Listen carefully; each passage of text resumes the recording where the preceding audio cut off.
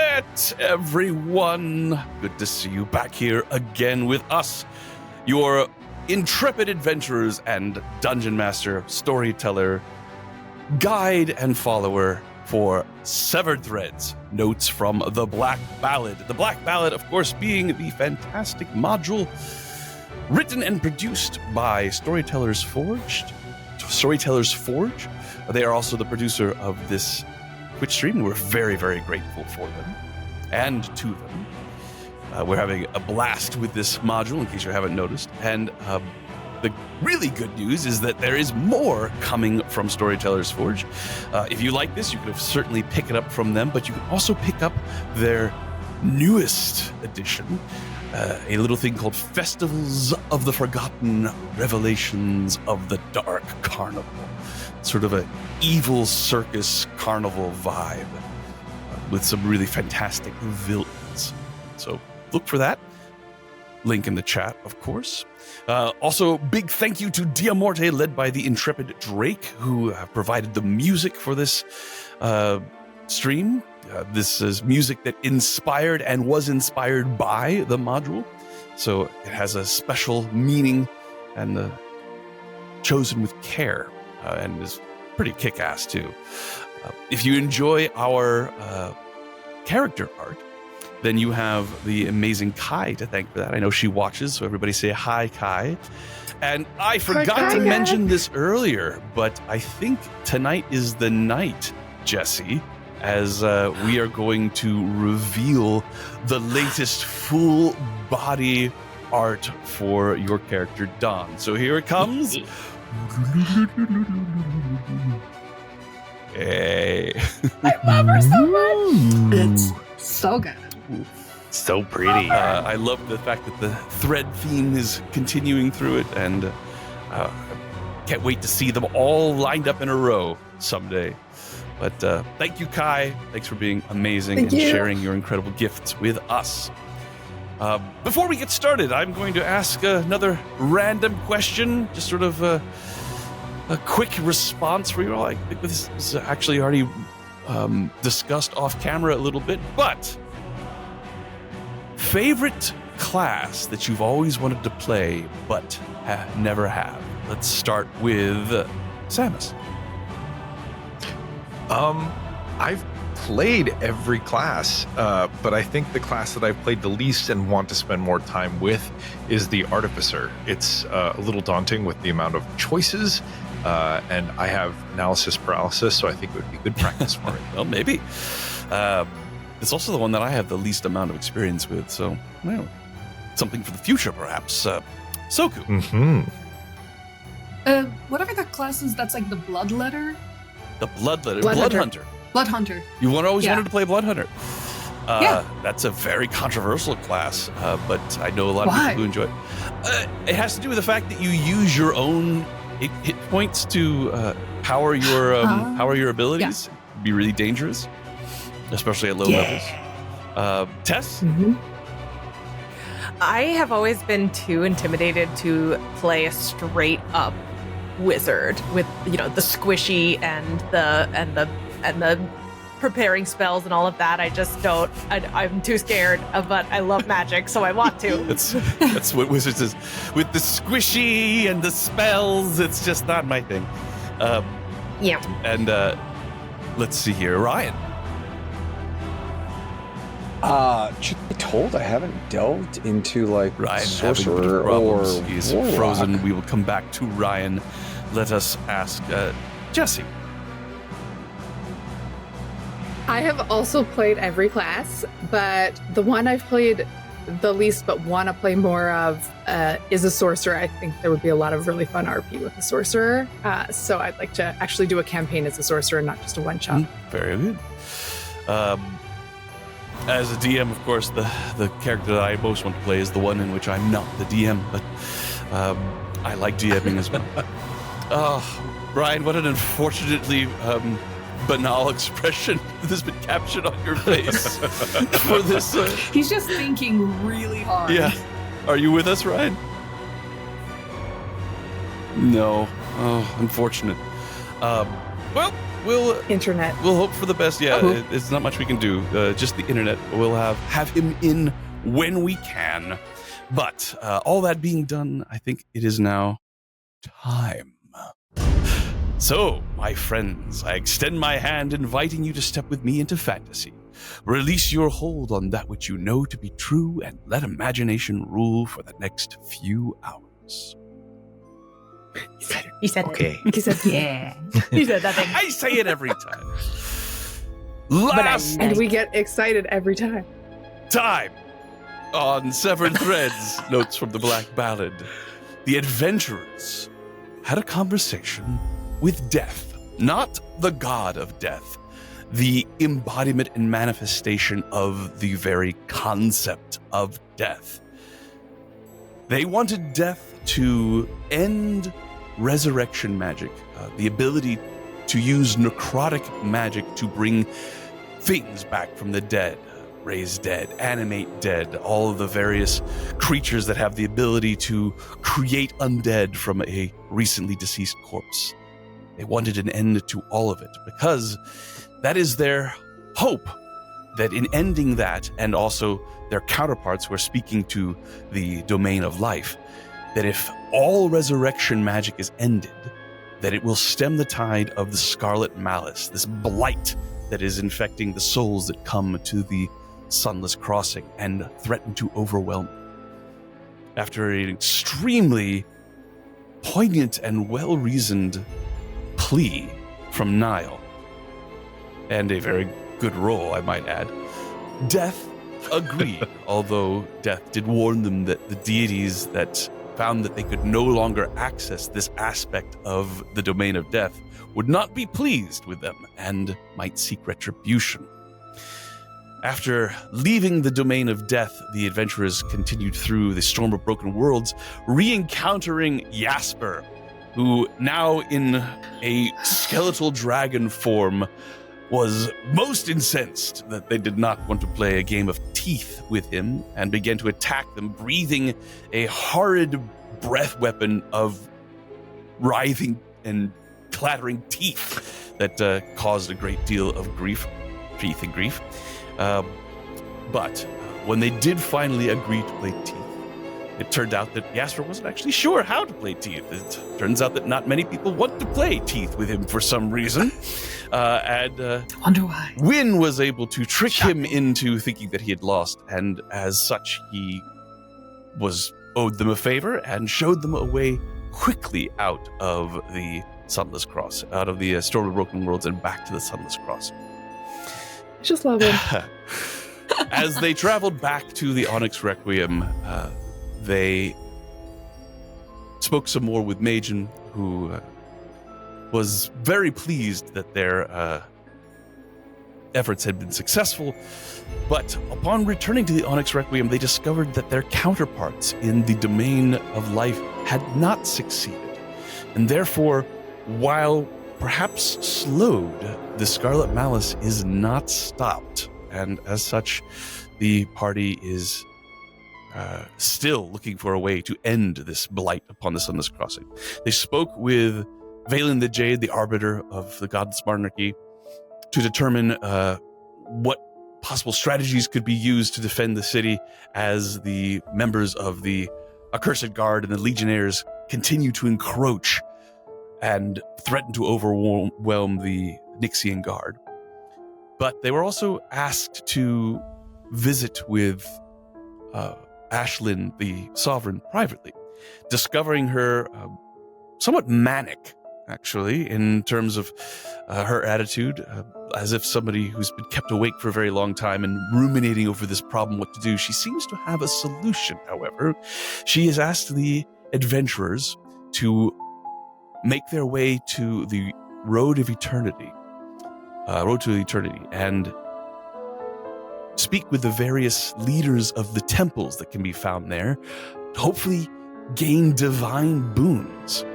With these divine boons, Ashlyn hopes to do a ritual that will resurrect Nixia, the goddess who long ago sacrificed herself so that the Sunless Crossing could exist, hopefully with a resurrected Nixia an end to the Scarlet Malice can be found. And that is where we find our adventurers now, leaving the Onyx Requiem and contemplating the road to eternity. You see rising up in the middle of it the great Etherwood, or the Etherwood. Here's the joke. Etherwood is where you find the Ether Bunny. Knew it was coming, so That's where he lives. right. So We should really leave I'm that so joke alone. excited. in this world, it's not the Etherwood, it is the Etherwood. There we go. We've solved that problem just like that. As you step onto the stones of the road to eternity, it's painfully obvious to you why this spot is both the literal and proverbial heart and soul of the Sunless Crossing. You see beautiful and terrible temples, each one an architectural wonder in its own right, that loom around the outer perimeter of this road. There's a pond in the center, and out of which grows the Etherwood. It has a somewhat luminescent effect, and yes, this incredibly tall tree that has a ephemeral quality to it as well, directly underneath the maelstrom that roils in the sky, which you now know is the Storm of Broken Worlds. Seems to reflect it in a bizarre sort of way. But looking at all these temples, it's hard to know where to begin. But begin you must. What do you do, friends?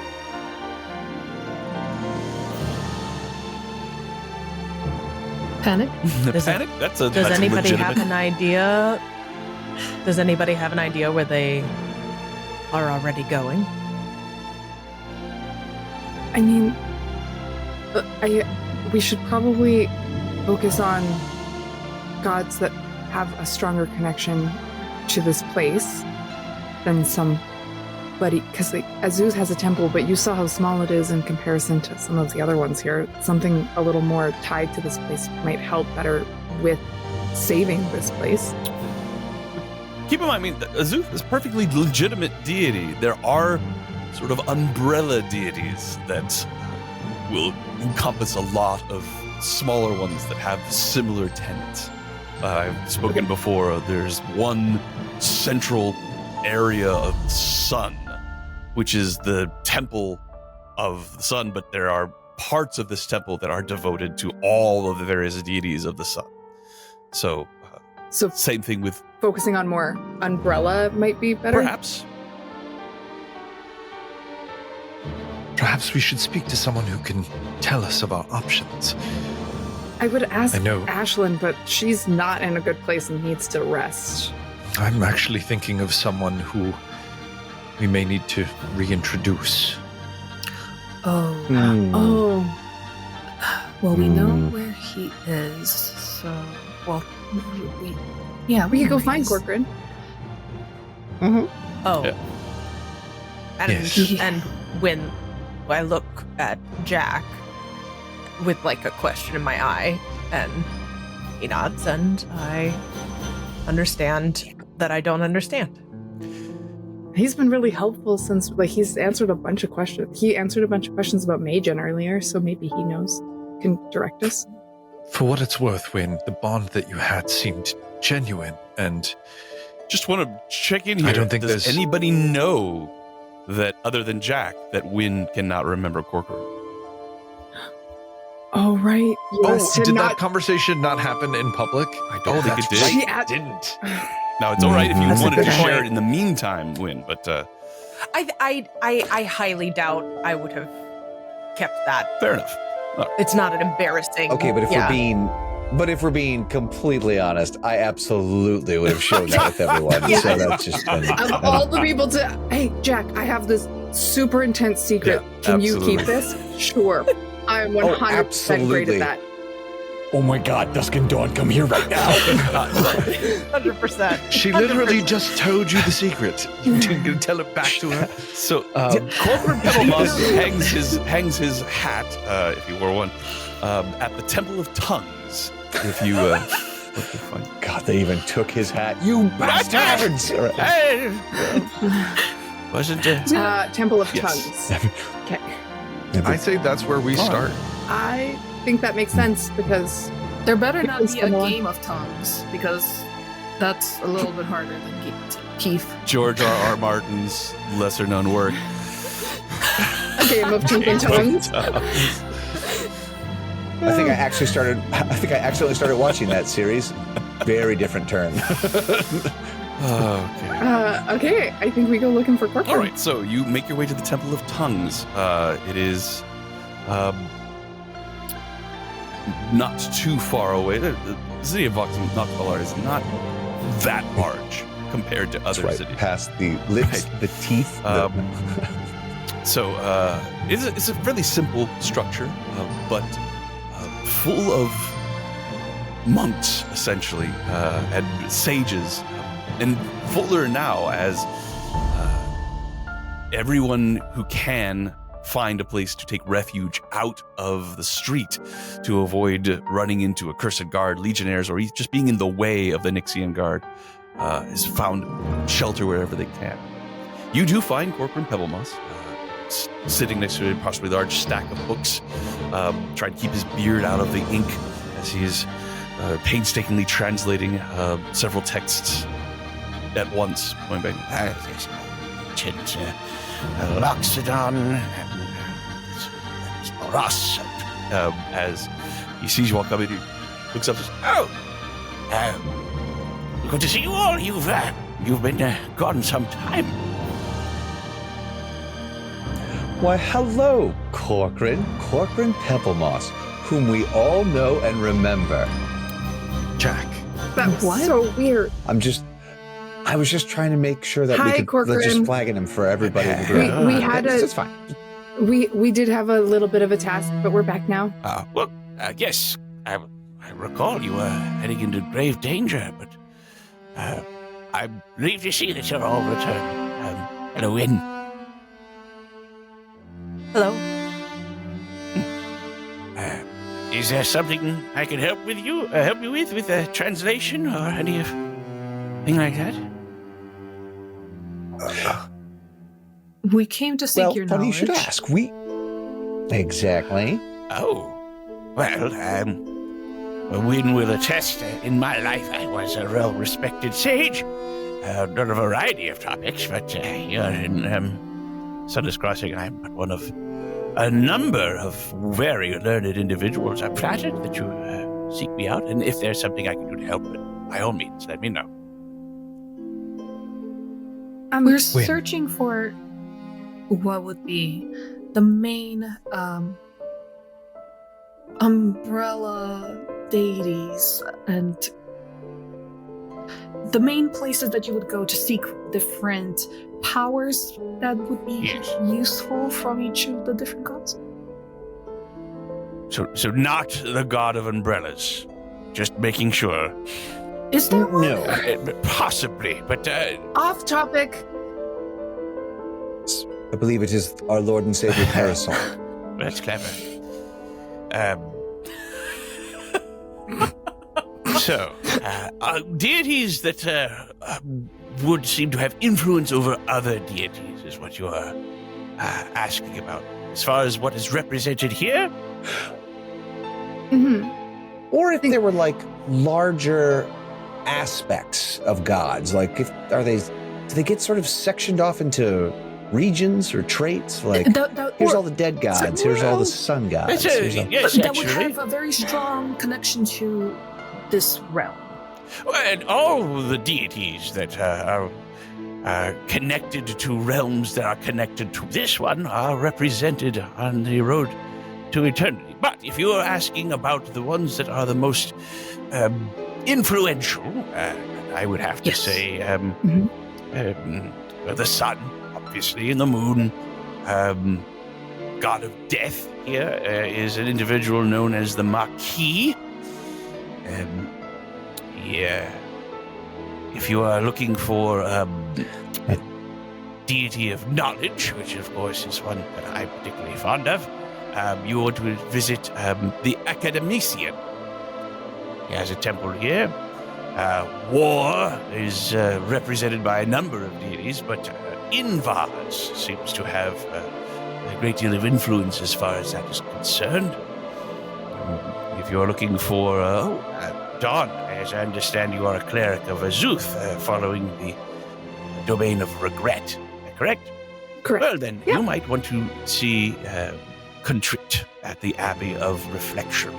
Sorry. Yes, Abbey of Reflection, that's correct.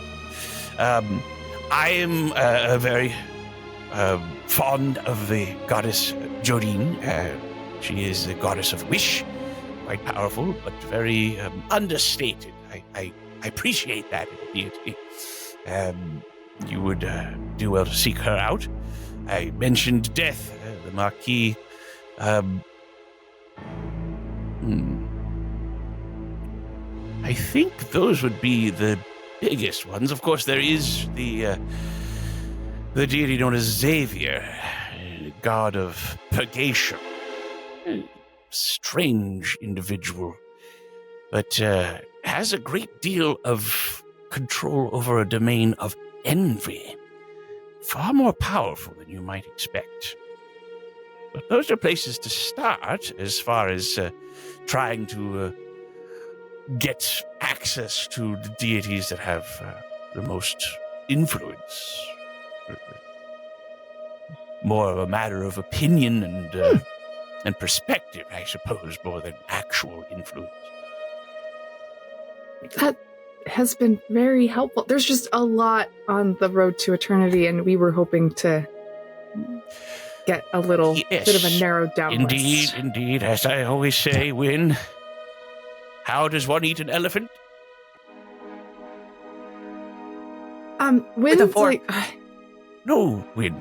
No, one bite at a time. One bite at a time. Yes, of course. I'm sorry. I'm not really feeling myself lately. Oh, understood. It was a rough trip. I'm going to pull Wynn aside and just say under my breath, it's not my place.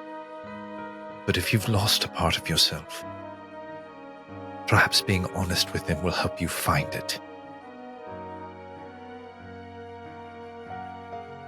She nods, maybe not in agreement, but at least in consideration. Well, is there anything else I could help you with? Is there a god of dreams? Not precisely. Majin you have met. Majin would be an embodiment of the domain of dreams. But I don't know that they are worshipped in the same way a deity would be.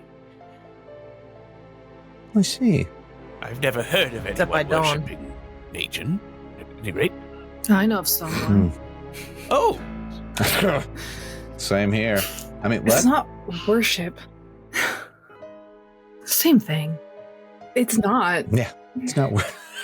It's not worship if I want them to put their boot on my neck. I beg your pardon. Oh.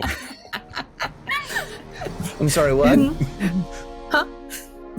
Sorry, Corcoran. That was crass of Jack. Thank you very much. Oh, I didn't know that god. Which one was that? That was crass? That was Which very one is... helpful. Thank you very much for the information. I think that you've helped us narrow down our list. Knowledge is power. Yes. Right, Wynn? Absolutely. The answer is yes. Oh, no, good. the answer is the reverse is seldom true. You really aren't feeling yourself, Wynn. I hope there's nothing wrong with you. I do not believe it's possible for the dead to get sick, but certainly depressed. I'm... And everyone can see her about to say it, and then I'm going to be fine. Wynn? It was a stressful trip. Would you mind stepping a little I need closer, some sleep. please? I do. She steps forward. Moving surprisingly fast for an old gnome, Corcoran throws a book from his table at you. And before you can think, you turn incorporeal, and the book moves right through you and clatters onto the ground behind you. You see... Where did it go through? Just right center mass. I grab it where it should have been, thinking that my hand will go through or something. Doesn't seem to work that way. But you see surprise, This is, and then... DM, this is shocking Yes. to me too, Yes, right? indeed. Yes.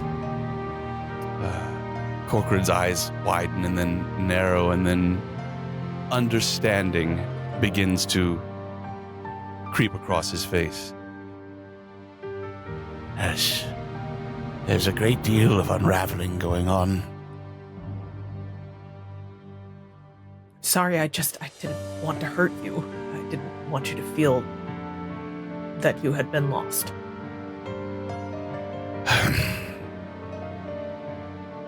Whatever it is that you are doing, I know you win, and I know that with the trouble that is besetting us, you will put yourself directly on the path to see its end.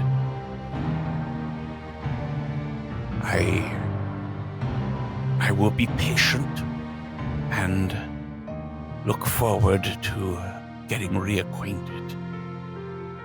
But you need to focus on the task at hand. And reminiscing about our friendship is counterproductive, I think, at least at this moment. Let's have it something we can look forward to, eh? I'm sorry. There's no apology It's not your fault. necessary. She nods and... what? Why did that go through me? And that's just happens now? You are beginning to unravel, Win. You are losing yourself. Souls here in the Sunless Crossing are made up of mostly memory. And as you suffer harm and die, it becomes harder and harder to remember all of yourself. And it will manifest in various ways. Some might actually be useful, such as the ability to move through objects and have objects move through you. But there are also costs. Will not be useful. Could, in fact, be absolutely devastating. What happens to you if you fully unravel? Do you move on, or do you just cease to exist? I wish I knew the answer to that. I do know that some of the most horrible creatures that plague the Ashen Fields were once individuals who found themselves unraveling. From what I gather, many of the Legionnaires and Accursed Guard have died so many times that they have unraveled to the point of barely being able to remember what they are fighting for in the first place. I believe they are supplementing themselves with souls that they encounter and then feed upon, making up for the deficiencies in their own memory by taking those from others. Is there a less toxic way for Wynn to restore herself? I hope so, Niall, but I don't know. It's not something I have given much thought to, I'm afraid. But perhaps now I shall. Thank you. We are, frankly, lost if we don't have her by our side. We've already experienced that The once. fact that she is here and trying means that most of her remains. So, there's that. Well, she's the strongest person I've ever met, so Likewise. I believe she can withstand. You see her start to get pretty uncomfortable. Who takes also compliments? Who takes compliments really poorly? Oh, I think we should move along. I appreciate all your kind words. Good luck. Thank you, Corcoran. Thank you. Back to translation. And so, now with, I hope, a list of deities that you could possibly look into. This is not the whole list by any means. If you look hard enough, you will be able to find any deity that you want, and you will make the DM squirm as he tries to look up and find the obscure deity that you have chosen. And oh yeah, absolutely, I've got reams of notes for that. But please, That's my favorite hobby. yeah, I know it is.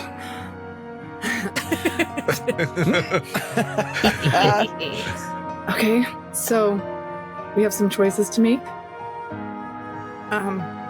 Just before we do that, when we leave Corcoran's, I purposefully wait and let the door shut Okay. behind everyone and go last, and then walk through.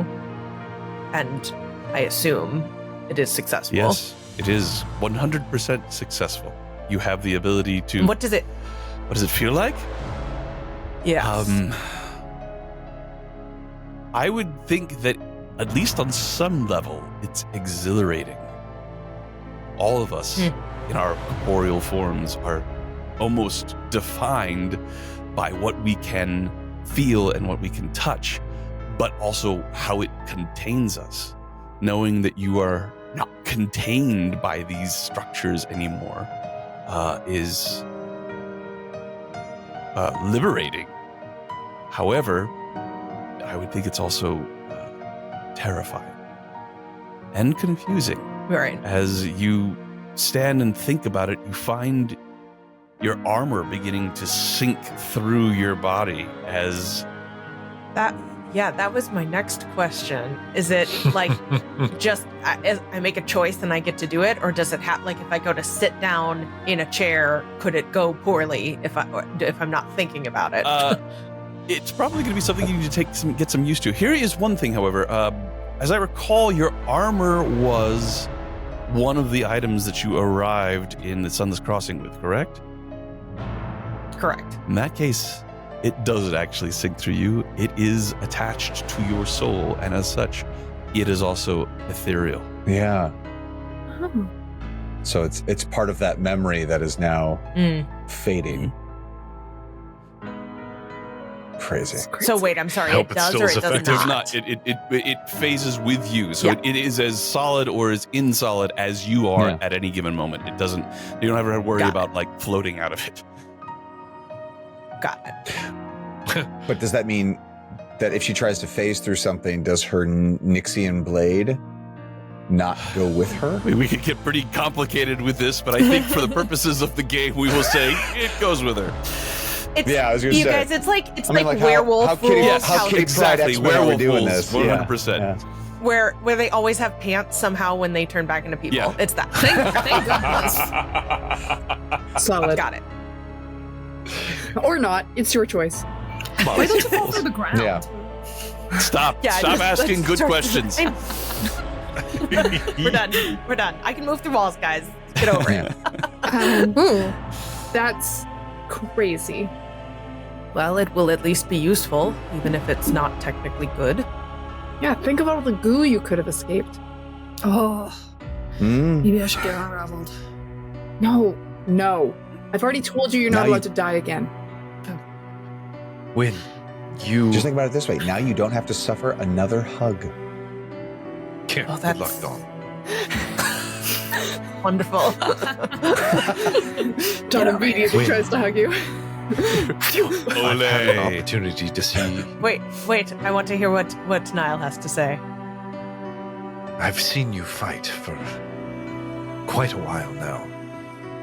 You are fearless, and you are also somewhat reckless.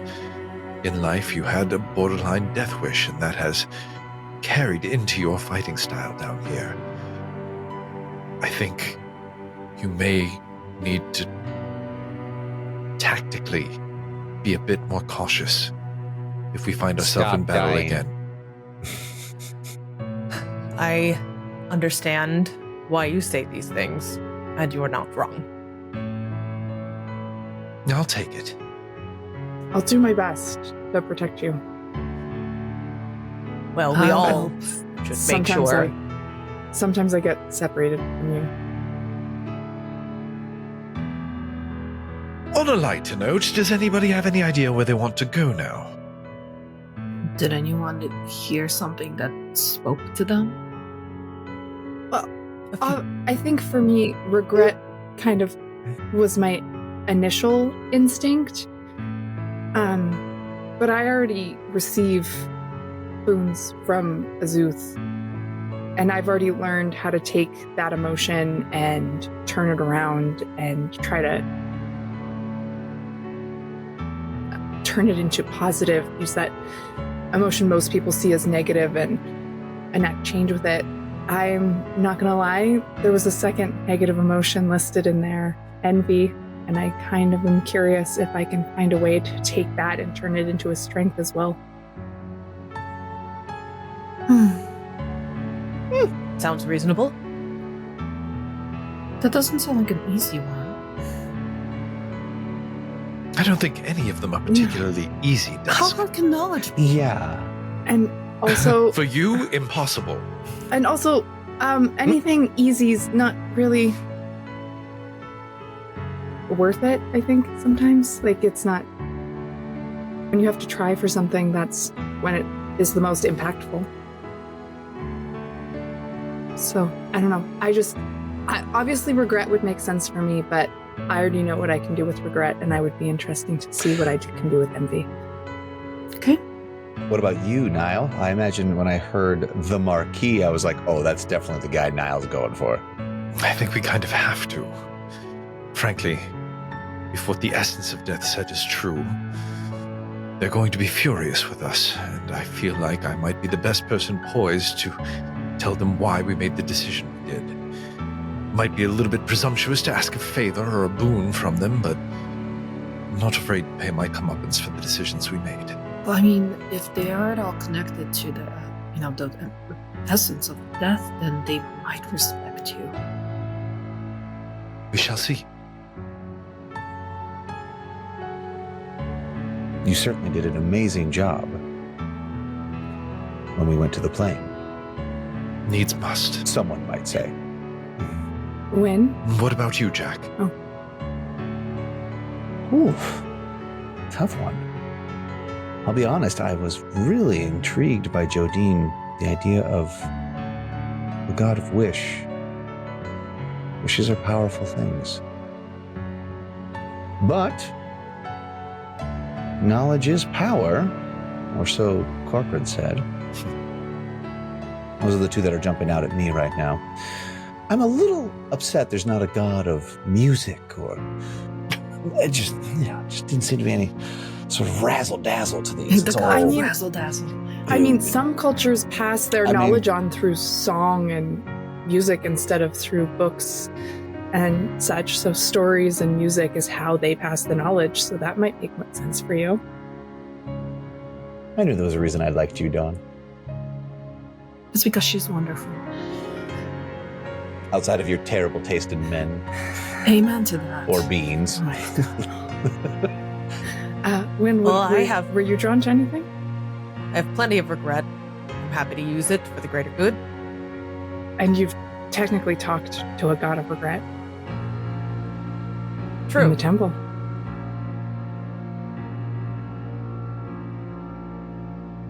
Dusk, your thoughts?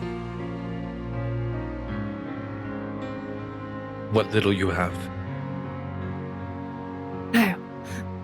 Maybe then I won't share. We'll just see how it goes. Well, you're going to tell me, though, right? Tusk, you have to tell me. Who are you going to do?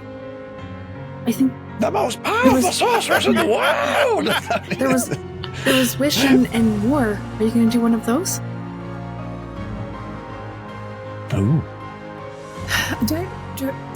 DM, do I remember, did Invar's Intrude, actually say what their name was to me? I do not believe they did.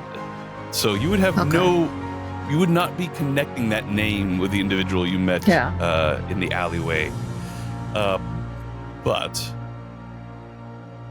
we'll just have to. This when they were aggressively people watching, when she was aggressive. No, season 1. Season 1. Way back in the annals of season 1. I mean, you're always. This is where we do jump cut to season 1. I mean, And we're back. you are wishing to bring your god back, but you always kind of seem to be. You're always healing and hurting at the same time, two things that are at war with each other. Either makes sense for you. I don't know. Yeah. There's poetry in that. I guess I will gravitate towards war, which doesn't seem to be. I waste no time with that. Understated god doesn't really say dusk. From your outfit from the party, you tend to be a little flashier, if we're entirely honest. I mean, just look at the wings. Come on. Yeah, so understated so that's why war might make more sense, because Corcoran seemed really impressed with the understated part of Jodine, and that might not speak to you as much. Yeah, no. When in doubt, go with aesthetic. I mean, there's also, I'm hoping that it will be something that we can really use. No, that was Jesse. Jesse said that. We fight a lot, I love it. and war might be the more useful option. I love Dawn's idea of finding God is is someone going to match my freak? Who's going to match my freak? It's not a bad metric, really. No. I mean, it really isn't. There are worse metrics for finding Shall a we god. roll randomly to see which of you goes first? Sure. Right, I will. I'm gonna roll with Finally. my feet. No, I'm gonna roll. Oh, Oh, sure. okay, well My then face. I won't roll with You can these roll. fancy. I'm sure you'll have an opportunity to roll. I'm gonna just roll it for fun. You do I that. got Well, then three. just roll against you. 7. All right, so you're doing a d6. 14. Ignore ones. So first up, we have 10. Listen to 2. them. That will be Jack. Jack, where are you heading? Yeah. Me? Well, so I'm intrigued by the academician. Oh, the academician. All right, so as you... God bless you. Academician. Pronounce it right if you're going to the Yeah. God of Knowledge. So, as you make your way towards... It's gonna look like this an temple- idiot. Hey, Jack telling a god actually how you pronounce his I name. heard smart Actually, it's people pronounced. work here. Is that true? Yeah.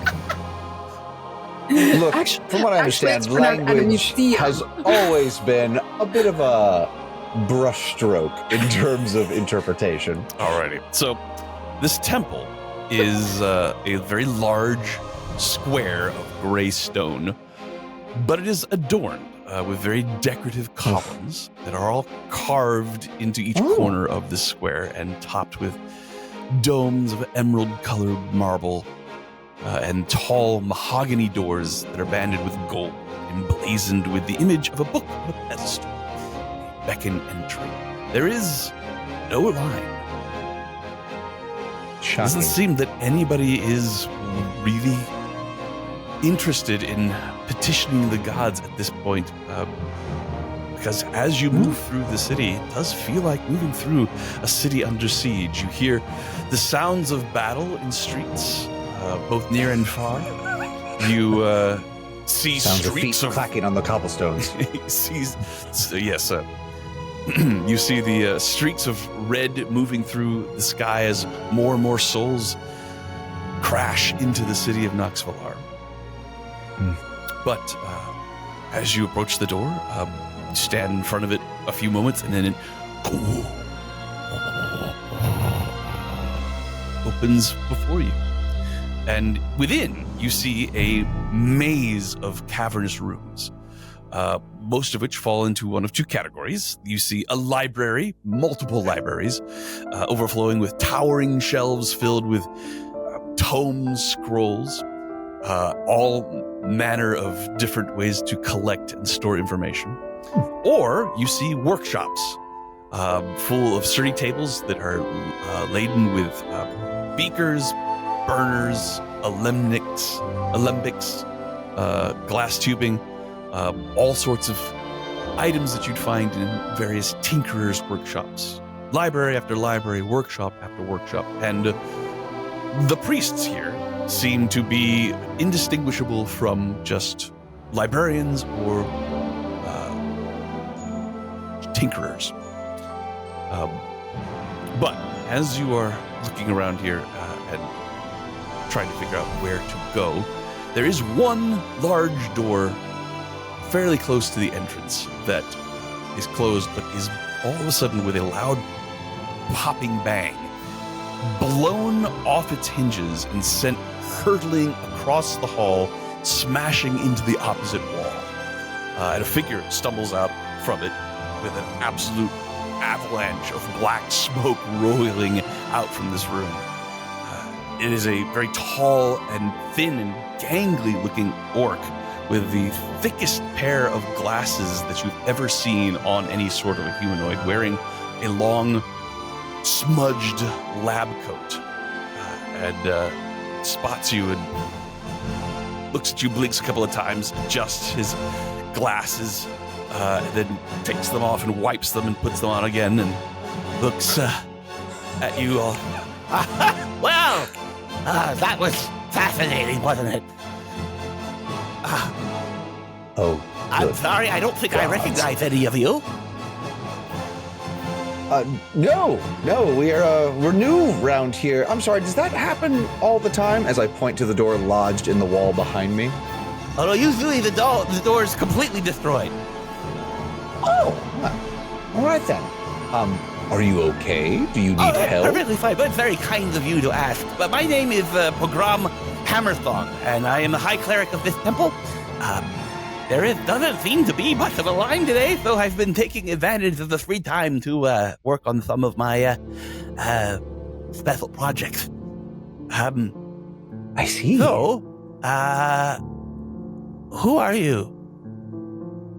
My name is Jay, and I'm here to seek the knowledge of this fine establishment and the Hammer Throng clan. Hammer Song? Hammer Song. That makes way more sense. Thank you so much. I was like, Hammer Thong? My God. I mean, anyway. For some reason, that particular word, I don't have the same speech impediment. I can say Hammer Song quite well, whereas everything else has a problem. Not something that I worry about. Everyday miracles. So, I'm sorry. Are you like the high priest? Are you? Yes, I am. I am the high priest. I am the high cleric of the Academician, and you are. Well, do you need some intercession? What do you need? Knowledge? We have plenty of that. Intercession. Thank you. No, I caught that. Thank you. Yes, great. The fact that this is called the. I'm sorry, what was it called again? The Acada... Well, the deity that we serve here is the Academician. He is the god of knowledge, and more importantly, the god of knowledge distributed. So, is that the sort of thing that you are looking for? Oh, sure. Yeah, love it. Great. Let's crack open those spines and get to knowing. All right. So... Academician. Great. So, regale me, Hammersong. That's not usually the sort of thing that I do. I can provide you with an assistant if you are looking for some specific research that you're trying to do, I can cast the spells on behalf of my deity if there is something that you need changed about yourself. There Sean, I have played with you across worlds, and I can tell you now, I love no other NPC as much as I love this. Oh, okay. Well, this dear orc. Oh my god! So, it's amazing. Let's see. Sorry. If you Jay. could succinctly and specifically tell me what it is that you are here. Otherwise, I'm going to get back to exploding things. No, of course. I wish to very succinctly, sufficiently, and saliently survey any supposed scripts and or texts that may perhaps in any way cite, scribe and or...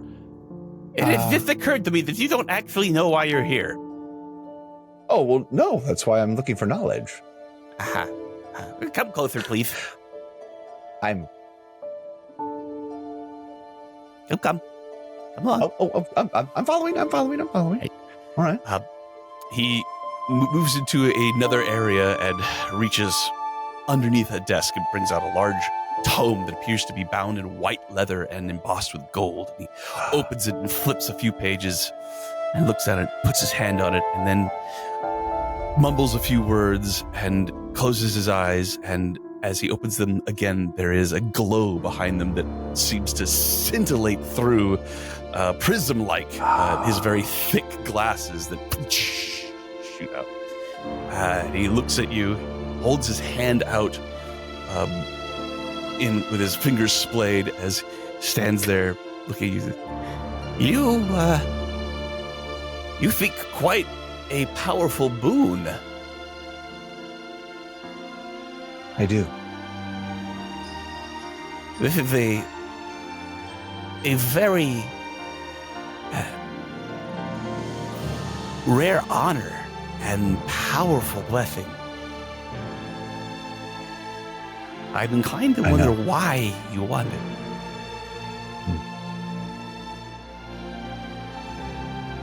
Knowledge is power.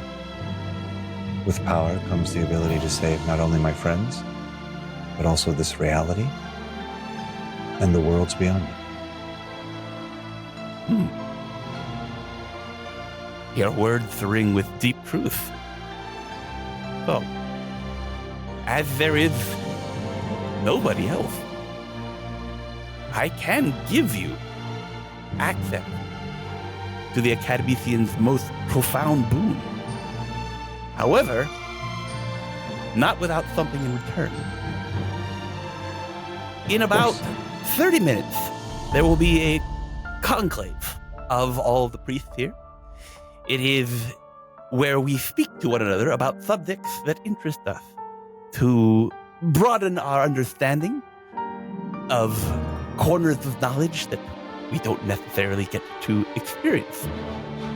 And in this way, we bring ourselves closer to the Academician, the all-knowing. I would like for you to give a lecture. You mean like a dead talk? Excuse me? That might be one of my favorites, Ryan.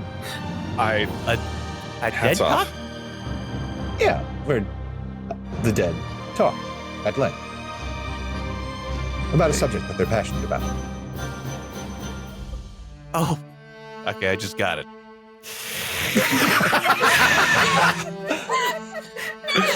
Thanks for coming to my dead talk. Thanks for coming to my dead talk.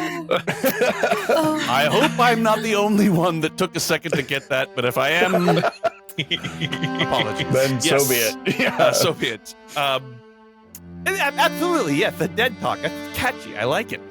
Yes, need you to speak at length about whatever subject you wish, but it needs to be informative. I would like to see a charismatic delivery, and perhaps if there are any questions, see how well you're able to field them. you do this well, and so that you have the spirit of the Academician with you, and then I will bestow upon you his greatest boon. I see. And it can You'd talk love about to hear yourself. anything?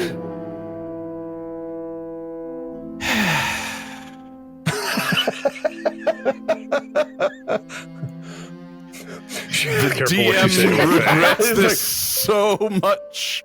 However, Can't understand the why. DM is forced to answer as this NPC.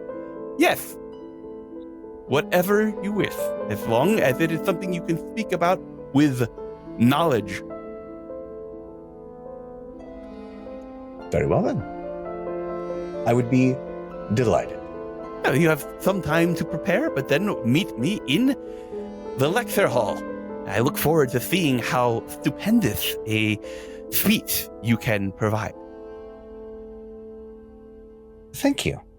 I look forward to sharing my knowledge. And he straightens his coat, puts his glasses.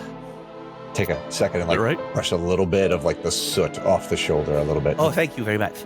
And then makes his way to another part of the temple. And so we send the second dullest knife to cut a brick in half. Oh, Hey, come on, Niall. You're not Jack that dull. is an expert at talking at length about things that he cares about. It's true. And things Whether he doesn't, other people too. care about them doesn't seem to matter in this particular point. It matters that he cares about them, and that's what you're good at that. You do like hearing yourself talk, Jack. I believe in you. And what, pray tell, topic are you going to regale them with? That is an excellent question. He's giving me a few moments here to prepare, and I am just honest. Is it something that I think they would care about? Clearly not. I mean, it's really He was about very- Teach them how to encounter ooze. He was very clear. Good God. It's something you care about and that they can learn about from how much you care about it. There will be questions, it sounds like, and you need to be able to answer those. It doesn't matter if they already care about it. What matters is that you care about it. Maybe you'll get them to care about it. It's true. It's true. Also, I love that guy. Oh my god. Right? He's Yeah. so bumbly charming. Oh, God. I want to know what his other Bumbly-tastic. experiments I- are. I hope the rest of these encounters are as just chill I'm as sure this the one. rest of this session will be this upbeat and entertaining, and there will be no tears or sadness. Plucky No and- strife. The God of Envy sounds like a really fun-loving guy, so... Oh, he definitely has a know. lateral lisp for sure. Yeah. Yeah, what are you going to talk about, Jack? I'll give you a few more minutes to think, Jack, but then we got to get to it. Yeah, absolutely. Yeah. Do something that you can talk I about start ad tidying nauseam. up your clothes as you're preparing for. Well, thank you. You could take off a few of the colors if you want to you could tone down the look if you wanted to let your words speak more for you. You could remove some of the I'm so sorry. colors. You're wearing a lot of colors. You do not. No. You do not put this light under a bushel. All right. So tone down the colors. They need to know how exciting the talk will be. So Absolutely. He has And to if- present it as such. And even then, if I go over their heads, they need to have something pretty to look at. So Well, I believe in you, Jack. as the appointed time comes, I see. Did you have something, Win? No, I saw.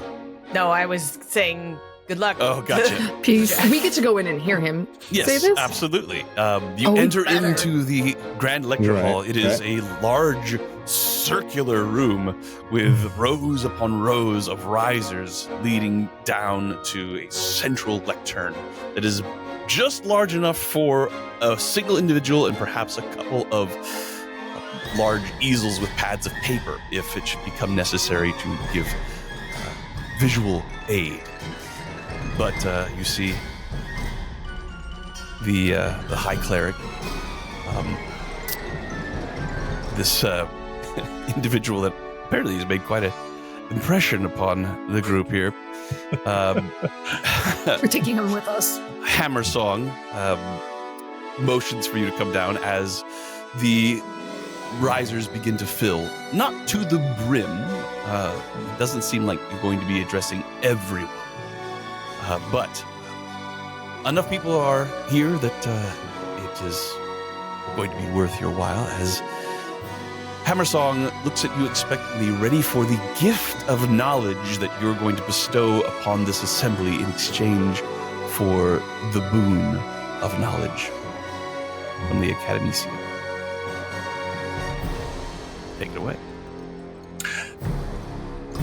My dear friends, scholars, academians, I am honored to speak to you here today. My name is Ya, and thank you for coming to my TED Talk. Performance is something that I think we all can share.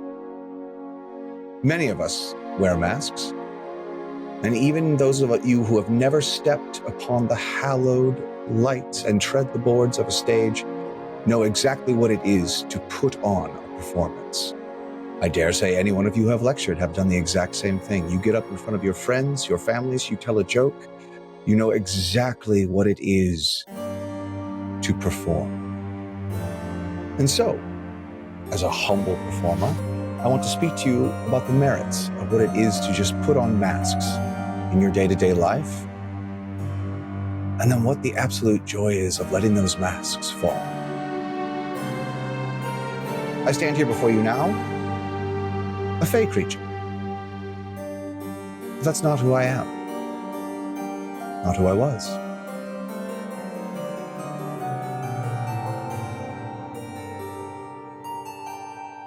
I was human once. Just a boy. I had a family, a mother, and I got lost. Just like so many of us get lost. And I found my way to the Fae and the power that they held.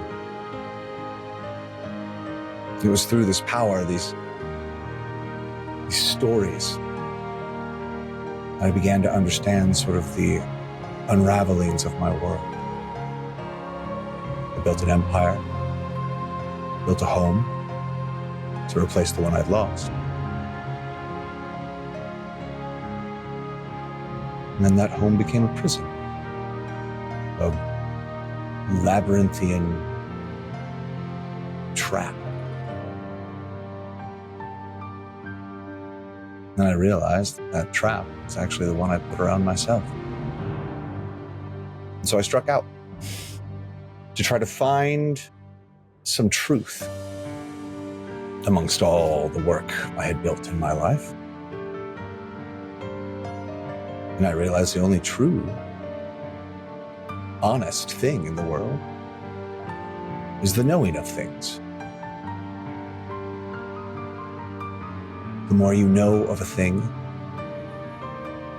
the more you're aware of it, the more you see it. I see myself every day in the eyes of my party, in the eye rolls of some of them,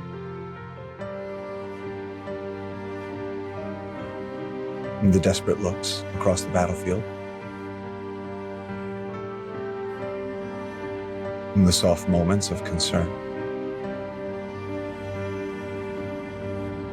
The way people see you, the way you see yourself, that is a knowledge I've fought very hard to forge so that people never really truly see me. But clearly, that doesn't work for some of them. They're looking at me right now, and I know they can see right through me.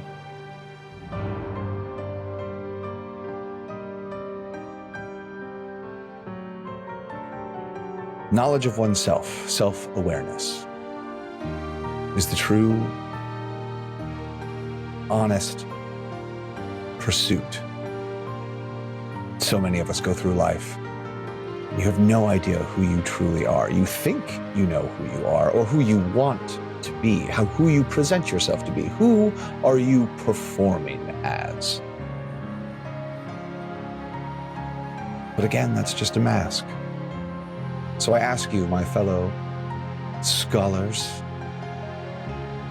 my friends, do you see me? Do you see yourselves? Because I see you. And every single one of you is worth dying for, is worth fighting for,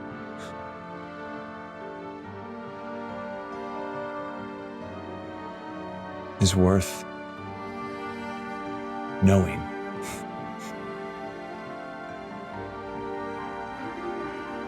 And so I would ask this hallowed assembly to grant me that gift, that I may save all of you through the knowing. Thank you very much.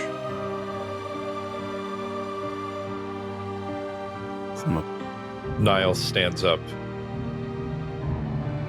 and gives a very slow clap. That spreads as very well received. As the applause dies down, there are some questions, the hands that go up.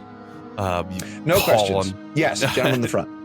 You call upon a rather portly-looking gentleman with shocking red hair and a goatee, and he says, "Speaking on the subject of performance, it is generally considered by some that the great playwright Bill Rattlesword could not possibly have written all of the works that he is credited for. I'm curious as to your stance upon this in regards to performance and masks and such." My dear friend, Bill Rattlesword is a dear, dear friend of mine from the days of old, and I can assure you that the monk who originally wrote that treatise wrote it several years, hundreds of centuries after his passing, and was therefore completely debunked. Please sit down. Your hair is ridiculous. Next question.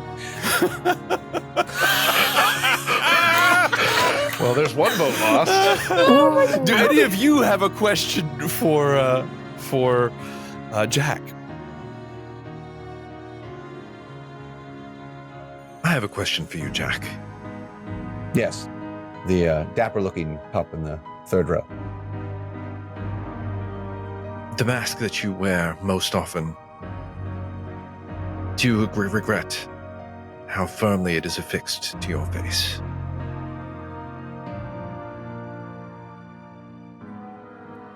I do not. It is my armor. I do regret that I'm not as able to take it off as I would like around the people I trust and love.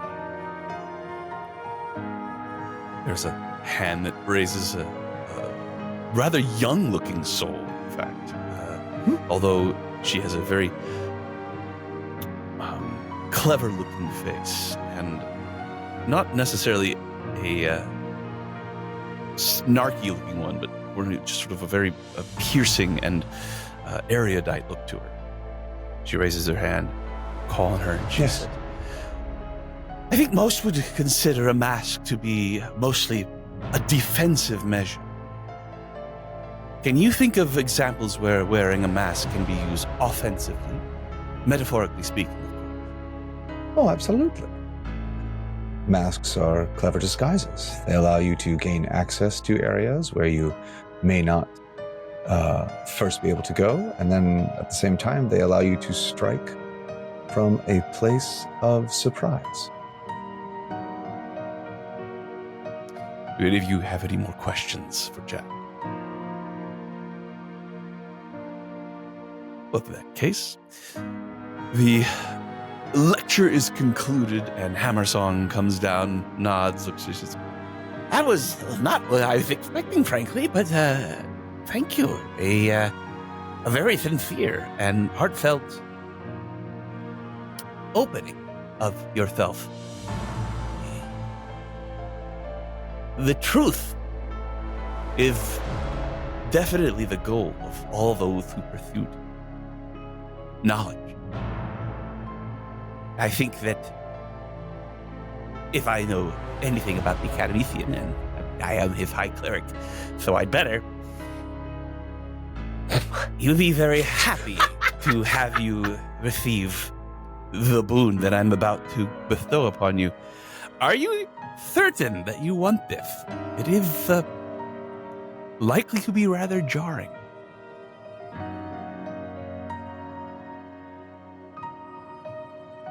I am.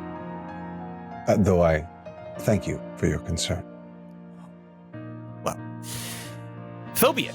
And he adjusts his clothes once again and leads you back to where this large book was. And this time he closes it, puts his hand on it, concentrates, holds his hand towards you. And he says in a somber tone, May you receive the gift of knowledge from he that is its source. As he says this, you feel reality begin to fracture and bend around you. A blinding radiance sears everyone's vision, especially yours, Jack. But there is no pain, only an overwhelming presence. Vast, ancient, curious, searching, insatiable. You feel it press against your soul as if it is a physical force pressing in upon you. You feel your body lift from the ground, weightless, like a mote of dust being scattered by the winds of eternity. As this divine regard penetrates you and changes you, you feel knowledge and abilities and entirely new ways of looking at existence begin to stack themselves in ordered columns in your mind. As the sensation fades and you float back down, you all look at Jack and see that he now has a certain luminous quality behind his eyes. You can see the pupils, but there is definitely a glow there where there wasn't before. Jack, you have been given a boon of knowledge. This means you have access to the complete list of abilities and spells for the domain of knowledge. You can innately cast each spell that you have gained in this way once per day without using a spell slot. This boon will last until further notice. Holy mackerel. Jeez. What? Sweet Jesus. So, But now you have to talk like that. give you obviously And you this is gain a a list. huge That is Yeah. And yes, there is this unfortunate side effect. So obviously, a huge. Don't tempt me, Frodo. Yeah, there's a huge bit of knowledge that you need to know both as a player, but also as your character. It makes total sense for you to be at a little bit of a loss here. But yes, all cleric spells for your level, for equivalent cleric of your level, you have access to all the abilities you get for the domain of knowledge. As I recall, one of the big ones is that you can use a channel divinity to give yourself proficiency in any skill or tool. Jeez. You have the ability to turn undead. You have access to all of the spells that you would have access to, and you can cast any of them once per day.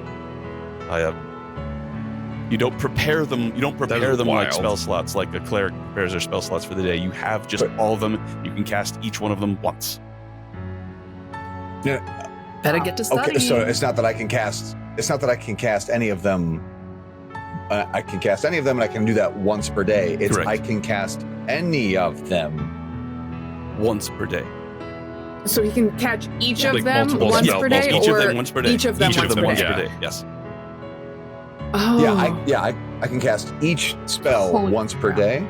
Yeah. Or I can cast any of the spells, but just once per day. each of them. Each spell once per day. Am I each of them. saying that right? Once per day. Yeah. Each of them. Yes, once. you are. Obviously, a Wow, tremendous Sean. power up. I hope you recognize what that might mean is on the horizon. Not who's great next? things. Oh, I'm gonna get into some weird shit. Who is next? Jack, my days of not taking you seriously are definitely coming to a Oh middle. my god, that is a callback to a Definitely show coming to a start. nobody remembers. I love that show. I love that show, and nobody ever It's gets great. my references. Oh, I'm so sorry. So, who's next? You were rolling for us. You Oh, roll that's for right. I'm it. rolling. Yeah. Sorry. Let me roll. We're not gonna talk to Jack Yeah, after so that? actually, yeah, Don, absolutely. Yes, of course. Don What am I thinking? did want to talk to By Jack, all means. Yes. kind of privately. So she would kind of pull him aside as Shimmy we're him. walking after. Shimmy him. I'd just grab his foot because he's flying and just pull him to the side. I do that with my toddler all the time. Just hey, Jack, I actually have a question about your lecture, but I was too scared, I think is the right word, to ask in front of everybody.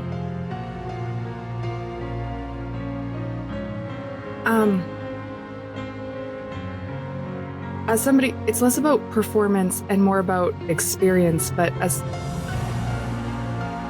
if you're always putting on a face or experiencing all your emotions through other people, how do you ever let that go and find yourself?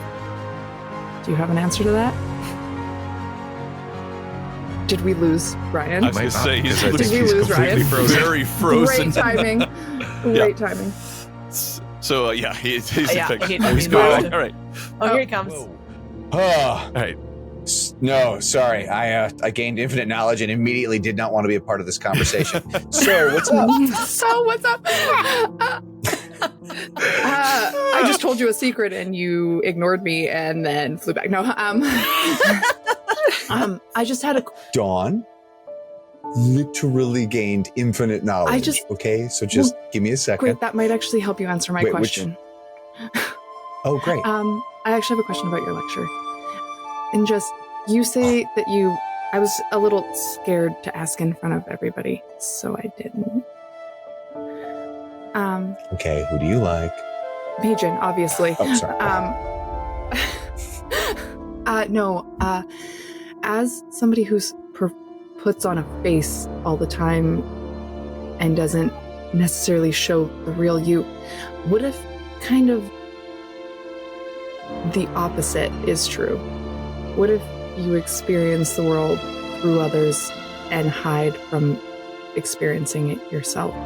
Do you think how do you find yourself in that, and how do you stop doing that?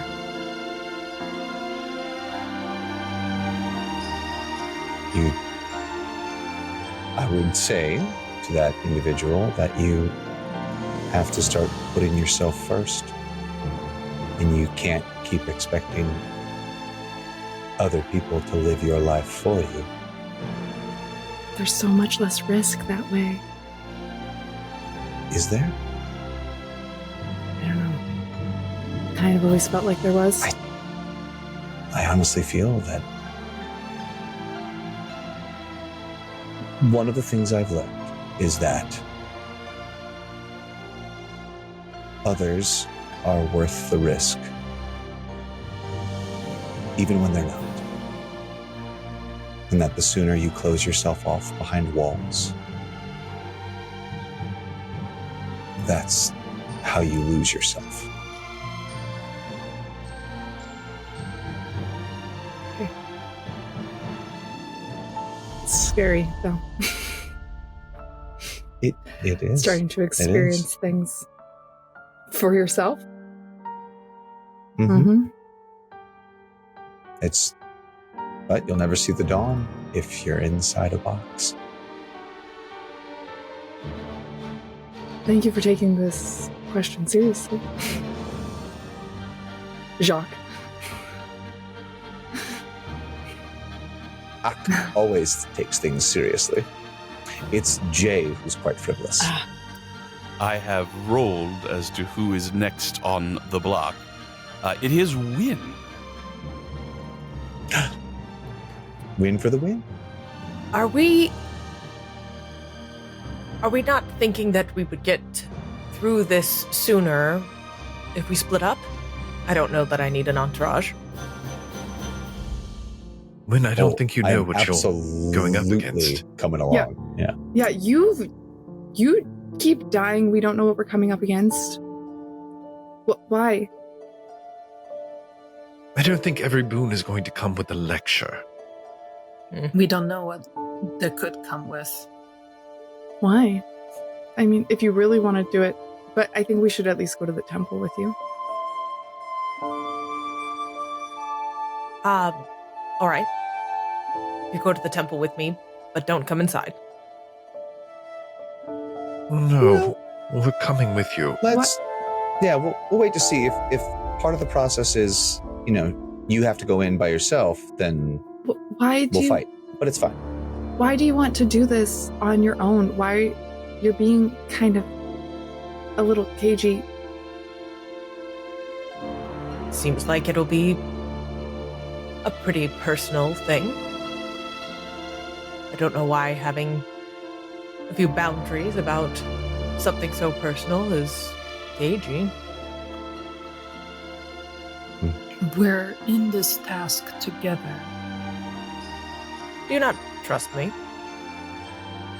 There's nothing to do with trust, Win. Do you not trust us? Right? It's not about trust, as you say. But what happens if it's something more nefarious that you have to face? Wouldn't I have to face it on my own either way? It's hard to say. Yeah. We don't know until the task comes upon us. Can I insight check Win? Regular insight check? Sure.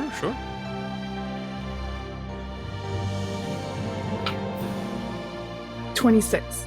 I don't think there's much to insight here. I'm just trying to feel like why. I'm trying to read why she's like. Is she trying to like?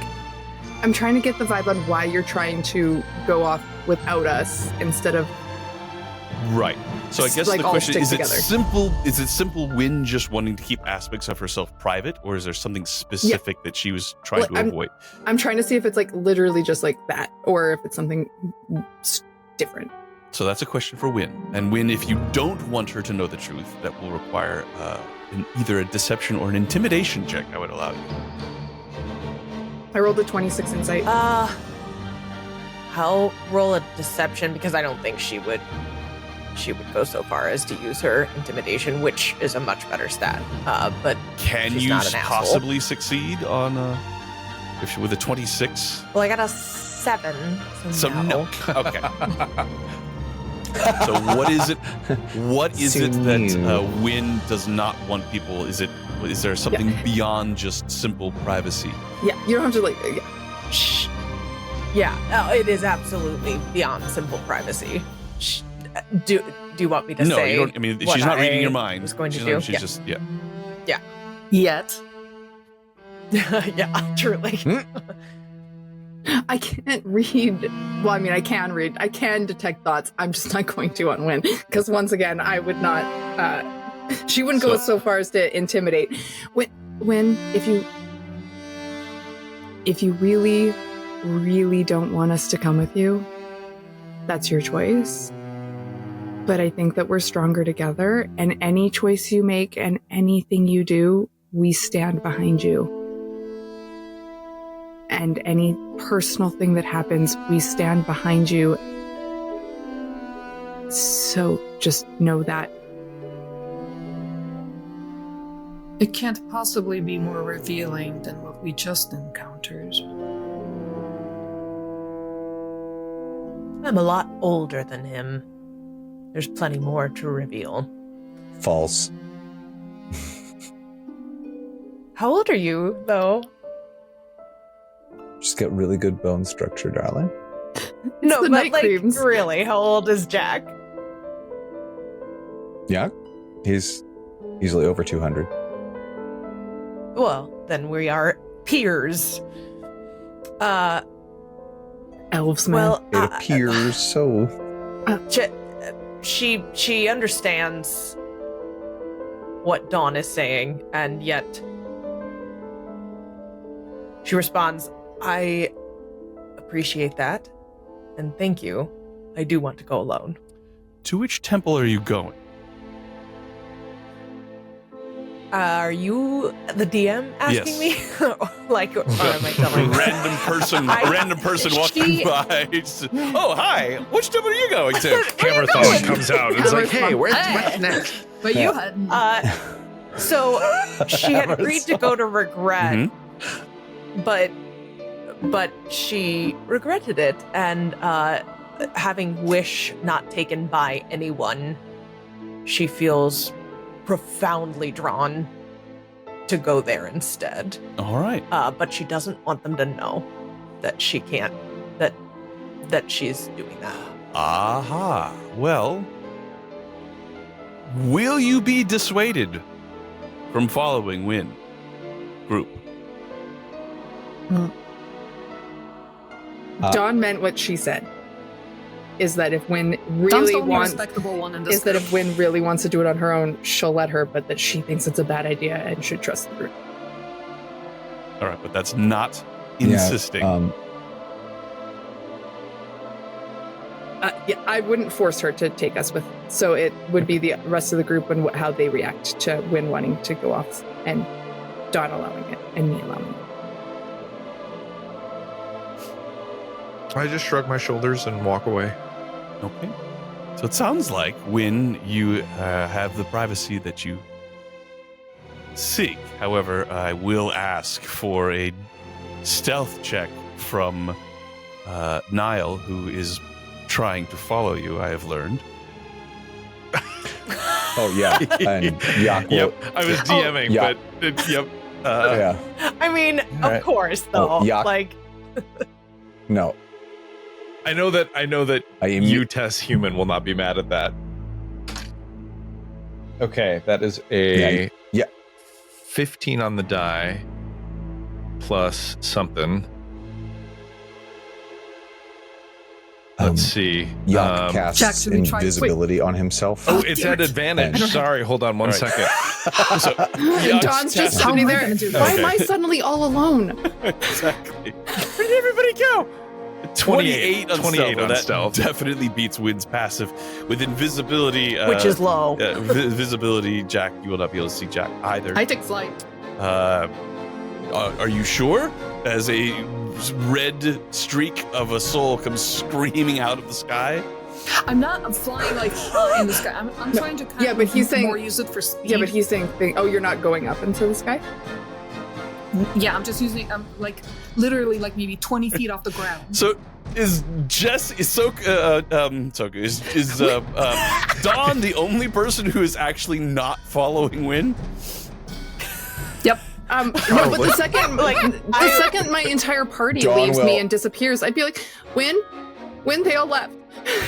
Where'd they go? So, well, this will So, afford you the. Ironically, so this you don't affords see you what- the opportunity, Jesse, for Dawn to go someplace by herself. So we'll deal with that.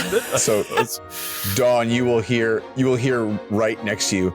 So, like, if you want, I can turn you invisible too, and you can follow. But it's up to you, kid. I'm gonna respect her wishes. And that's very noble. And then you just run off, and away he goes. Yeah. And away he goes. So, this being the case, you will then see, I guess, according to Tess, that Wynn does not go to the Temple of Regret, but rather goes to the Temple of Jodin, the Goddess of Wishes, or the Goddess of the Wisdom. Is that the case? Yes. All right. Well, I think we will take a short break and then see what we encounter when we return from that. So, see you all back here in a little bit for some more divine booning.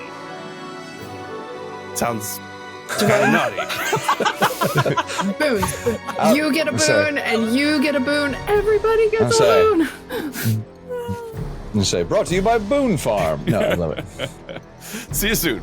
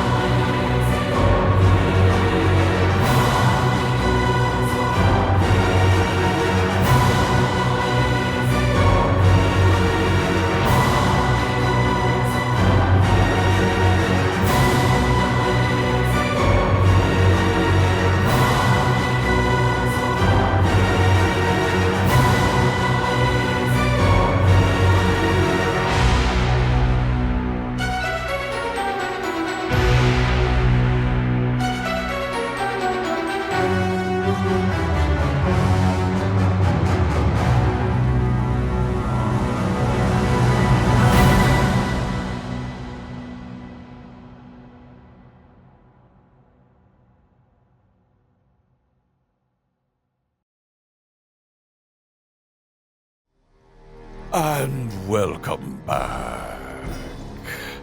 Sincerely, welcome back. Didn't mean to be scary. Yeah, no, that's lean into it. We're Insincerely. Severed Threads, Notes from the Black Ballad. If you're just joining us, welcome. If you've been here, welcome back.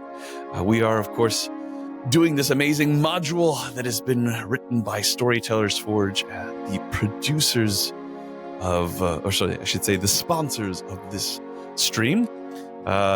If you like what you're seeing and want to check out this module yourself, it is for sale. You should definitely check it out in the link in chat. They also have more stuff coming. The Festivals of the Forgotten, Revelations of the Dark Carnival. Looking forward to that one myself.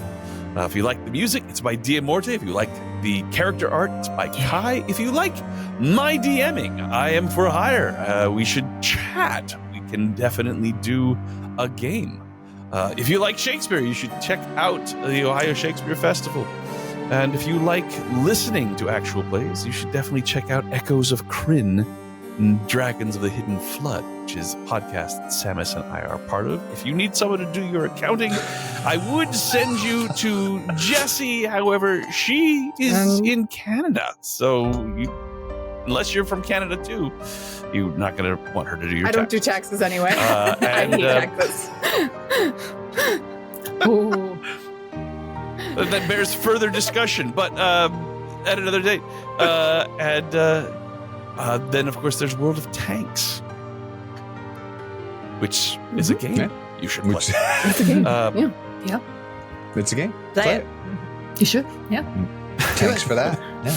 Do it. You won't do it. Do it. The adventurers are traveling around the road to eternity, trying to acquire divine boons for Ashlyn so that she can hopefully resurrect the goddess Nixia. They have already received the boon of the god of knowledge, and now it seems that they are sort of splitting up. At least one of them is.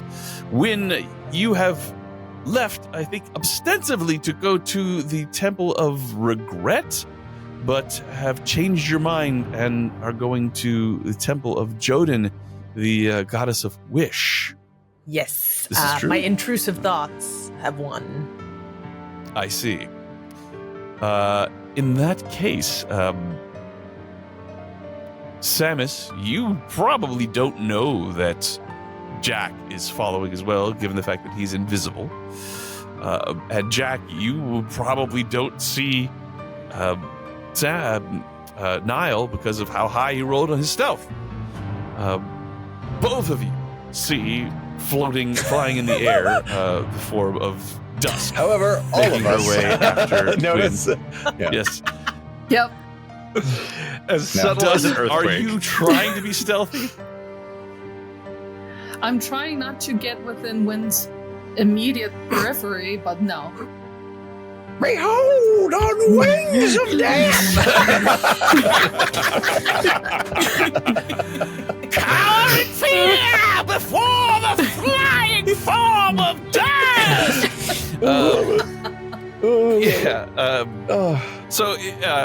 So yes and no is what I'm getting from that? Yeah. Me? Okay. What's your passive perception, Win? 13. This is pretty low. Okay. So, Dusk, if you don't roll stealth, if the road was as full of people as it usually is, probably wouldn't be an issue, even if you are flying with giant demonic wings. As empty as it is, unless you try to be stealthy, Wynn's going to see you. Let's see what story the die. Okay. is. Oh, actually, I rolled 19. All right. Just on the die. Accidentally, Dusk is being stealthy. Very well. We'll chalk it up to Wynn being very distracted. Meanwhile, Dawn standing by herself because all of her friends. Suddenly Dawn's just standing there. stealthy. Okay, I guess I'm alone now. Bye, everybody. Yeah. Right. So, all three of you see Wynn head towards the temple where she has been before, the temple to Jodin. As before, this temple seems very subdued, almost quaint compared to the ostentatious Gothic grandeur of the neighboring temples. It's very simple, marble.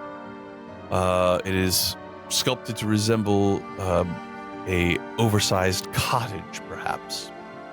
But the most noticeable thing about it is that it is a very large front courtyard, which is lined on the left and the right with walls of white marble. There's no front wall, no gate, just columns wreathed in ivy that support a welcoming arch, and dozens upon dozens of feline creatures lounging inside the courtyard walls. Some are curled up on the green grass on the ground. Others are stretched out on the long ledges that line the inside of the walls. You see many common cats, but some are almost alien-looking, still recognizably feline, but with extra legs, extra tails. You see one that has numerous eyes, almost like some sort of spider-like cat. One creature in particular looks like a blue-winged mountain lion. They all watching you win intently as you step in. And in point of fact, both Niall and Jack, as you move into this courtyard as well, you can tell that these cats are watching you as well, despite what you may have cast and or rolled. Wynn, do you stop at all in the courtyard, or do you just walk into the temple?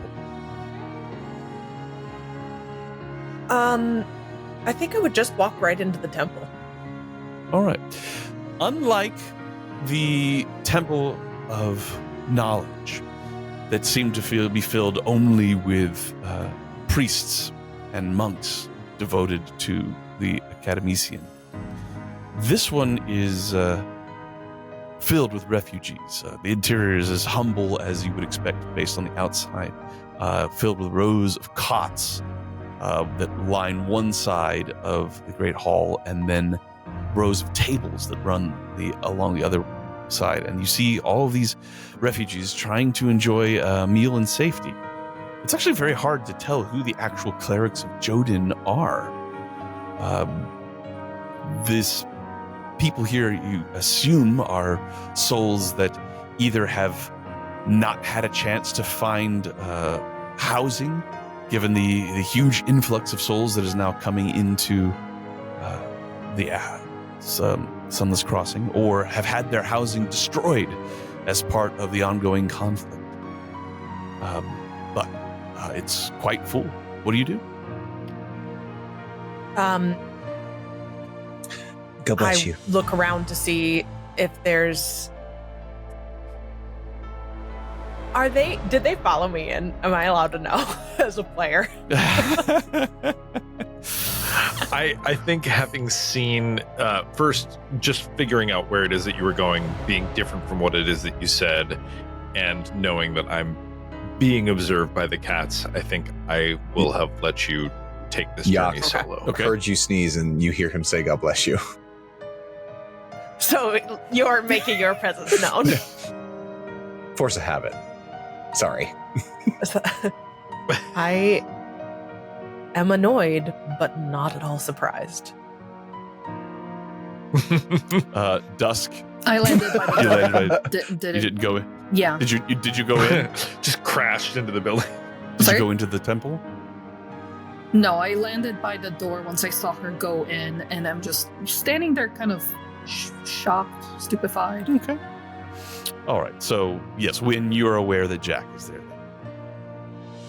Is anybody with you? It's pronounced Jake. Who, me? Yes. No. I mean, Niall, and Dusk's by the door, and Dawn is definitely not here. Mm-hmm.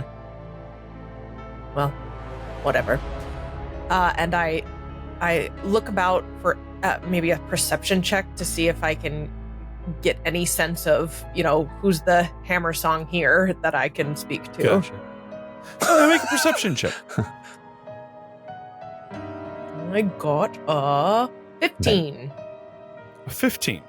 Well, again, very difficult. You don't see anyone that really stands out as a priest or a priestess. However, as you are looking around, a halfling woman does approach you. She has light brownish skin, silver hair, very cleanly shaven at the back and at the sides. The hair on the top of her head is cut short, styled to form a triangle of spikes that flare out in every direction. She wears very simple clothes and a stained apron. She wipes her hands on a rag and looks at you and says, I don't suppose you've come looking for a warm drink or a soft bed. By the look of you, I'd wager you have some matter of grand import to discuss. Name's Tack Walnut. You can follow me if you like. All right. So she leads you through this area to what appears to be a makeshift kitchen in extreme disarray. Dirty dishes and pans strewn everywhere. And she speaks as you walk. She says, It's a great irony, isn't it, that most of the people who are in this city don't actually need to eat. But she gestures at all the dishes. that would certainly seem to indicate that they definitely want to. And I suppose that a hearty meal can do wonders if soul's mental well-being is not quite what it should be. Wouldn't you say? Certainly. Well, then perhaps you wouldn't mind pitching in a little. All right. I can do that easily. Great. Well, we'll need the floors mopped. We'll need some dishes scrubbed, someone to dry them, and maybe scoop all food scraps into a bucket and lug it out to the cats. Which would you prefer I do first? I think probably the food. That way, if it drips on the floor, then you can clean it up. All right. And she gets right to work. All right. This halfling woman, Tack, also seems to be busy as well. As soon as she sees that you are off to a good start, she steps out and continues doing the work that she was doing. Jack, what do you do during all this? I was just thinking about that as I was like, do you want me to dry and then you wash, or like which? Well, you could pitch in. Help? Okay.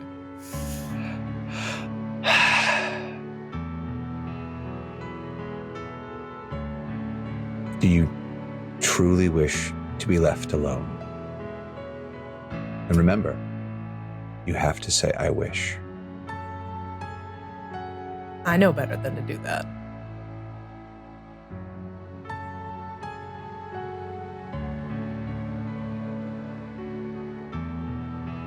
Then, if you don't want me to leave you alone, I will help. Cat food scraps, huh?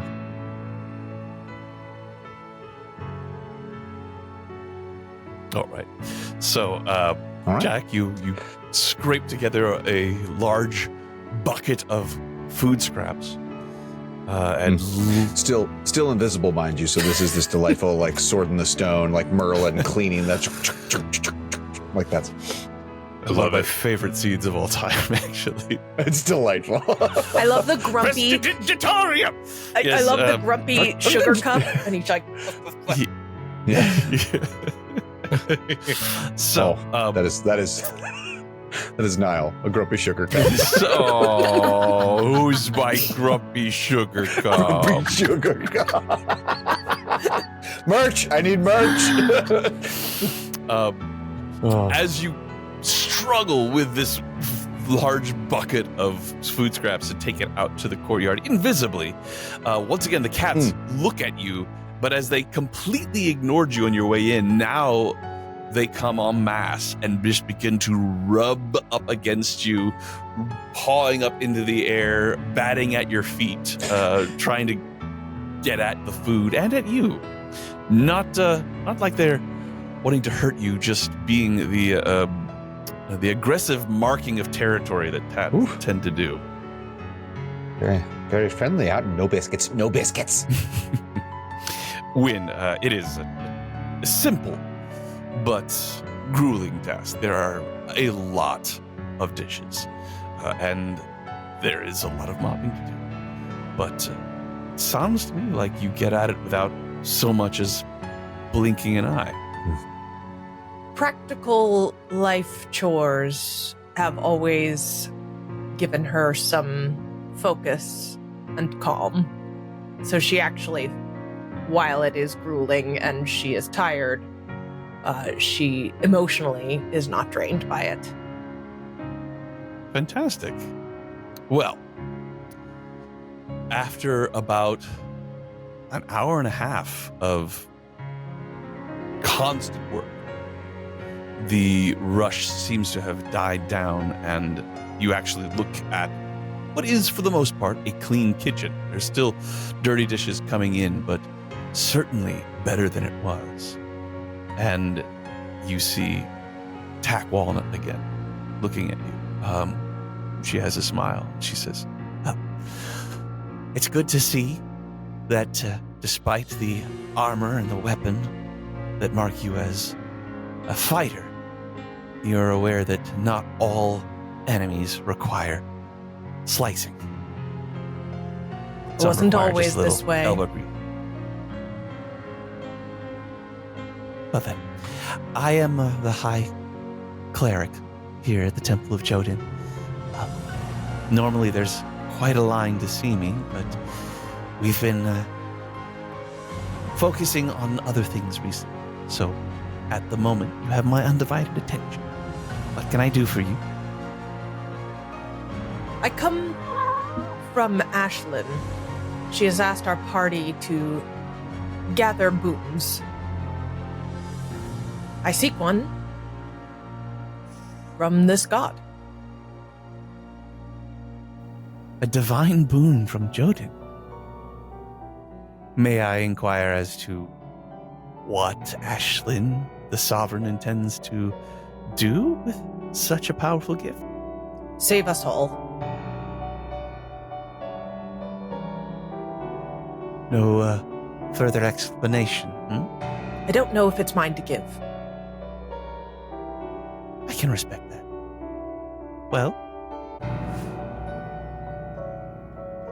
are you truly aware of what it is you're asking for? No. Another truthful answer. If you were to be given the divine favor of Goddess of Wishes, and potentially had access to powers and abilities that you've never even dreamed of, what do you think you would want to do? I'm not sure.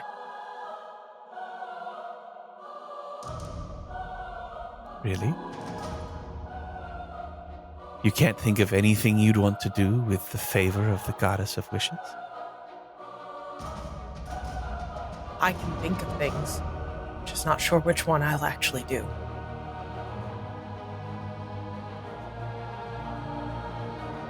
Well then, I suppose it's just a question of asking Jodin herself.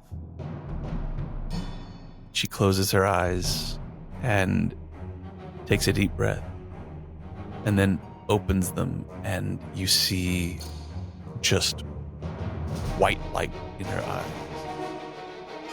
And she speaks, this time with a voice that is not quite what you heard before. What is it? With you. Your boon. Make a persuasion check, please, Win. Oh my god.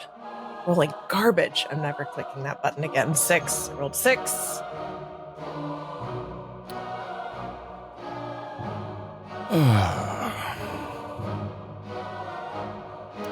I am afraid that a 6 is not enough, as the light flickers for a moment and then goes out. Wait. it stops, and the eyes open. The light stays there a little bit, and then I'll tell you the flickers back. truth. I want my daughter back.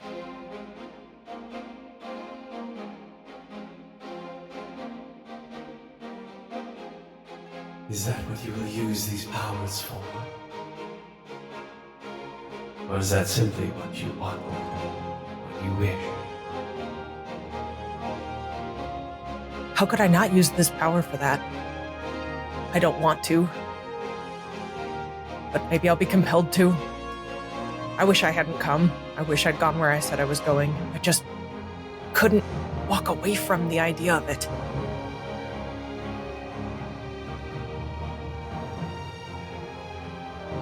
I want to help my party. I want to help everyone. I want everyone to get a chance at life. Because that's the least that everybody deserves. But there's nothing I want more than to have her back. Or at least to see her and know she's okay. And know that maybe someday I'll be with her. I want all of those things. It is a wish that is deeply engraved upon your soul. And now that it is spoken aloud, perhaps you can receive this boon.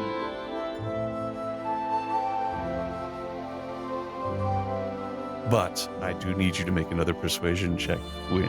However, I will give you advantage on this one.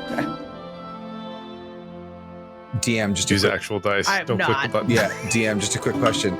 We can't in any way like I can't offer bardic inspiration or anything like that for this moment, or Kind I of didn't too know late, if I this would was. say. I'm sorry. It's okay, I got... But so, Oh, go ahead. an hour and a half has passed, so invisibility would have dropped anyway. Absolutely. So, So 18. oh, what did you get, Win? An 18. 15 and then 3. That is a success, as the eyes that you're looking at of this little halfling begin to glow, and you feel this light take up your entire field of view. You feel as if you are hearing this goddess speak to you, but you can't understand the words. The voice doesn't really have a sound. It has a resonance that is more felt than heard. But it shivers through you. You actually feel it in the marrow of your bones. And it reshapes you. And this knowledge and this understanding of deeply held desires and how they drive individuals and how they shape the unfolding of fate becomes understood by you in a way that it's never been before.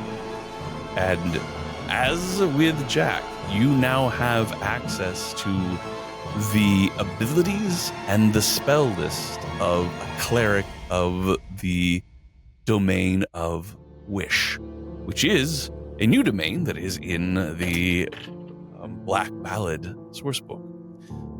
So you will need to familiarize yourself with that. And as with Jack, you can cast any spell on that spell list once per day.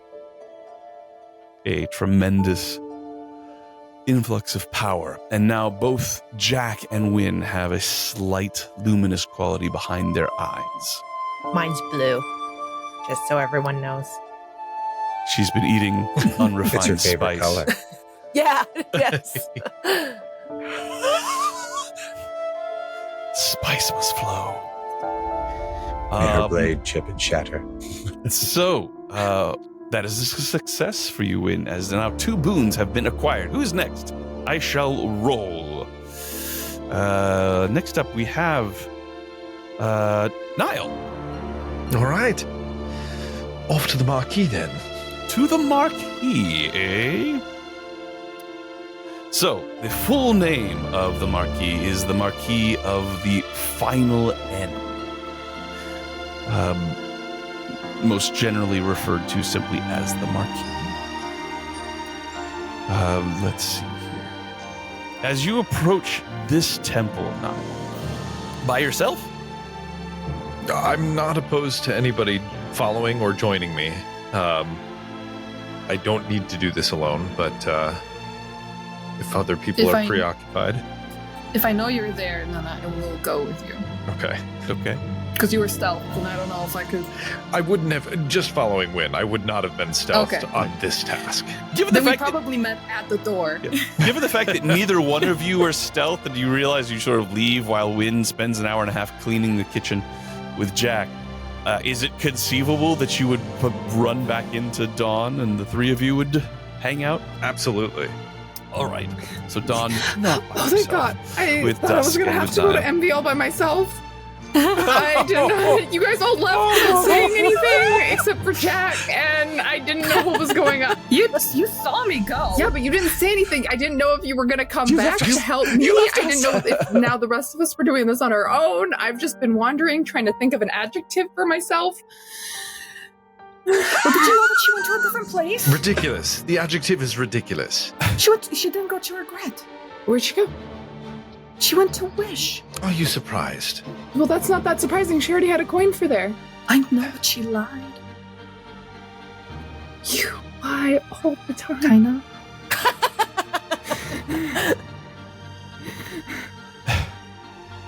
But that's her choice. It was private for her. She had her reasons, and I chose to respect that. Apparently, Yeah. I'm the only one.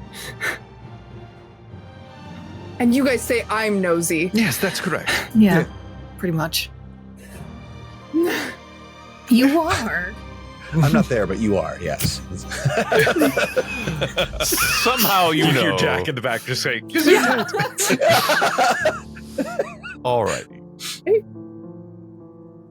So, the three of you then make your way towards the Temple of the Marquis. You are greeted by what looks like a giant mausoleum. There are gravestones that line the path that lead up to a square monolith of charcoal-colored stone with a single skull carved beneath the A-frame of stone shingles. The structure is not all gloom, although there is a door that is made of polished gold, which is flanked by windows tinted hues of pink and orange, which provides entry into the temple itself.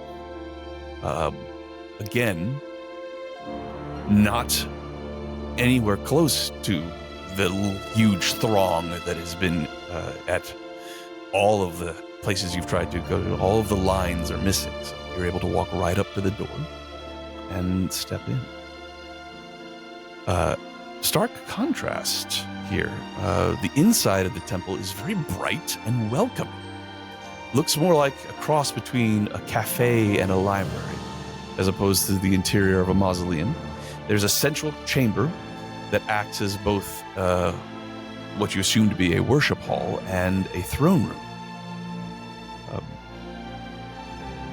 And you see in this chamber numerous pews of dark stone, and at the center, this throne of beautiful black obsidian that is sitting on top of a slightly raised dais.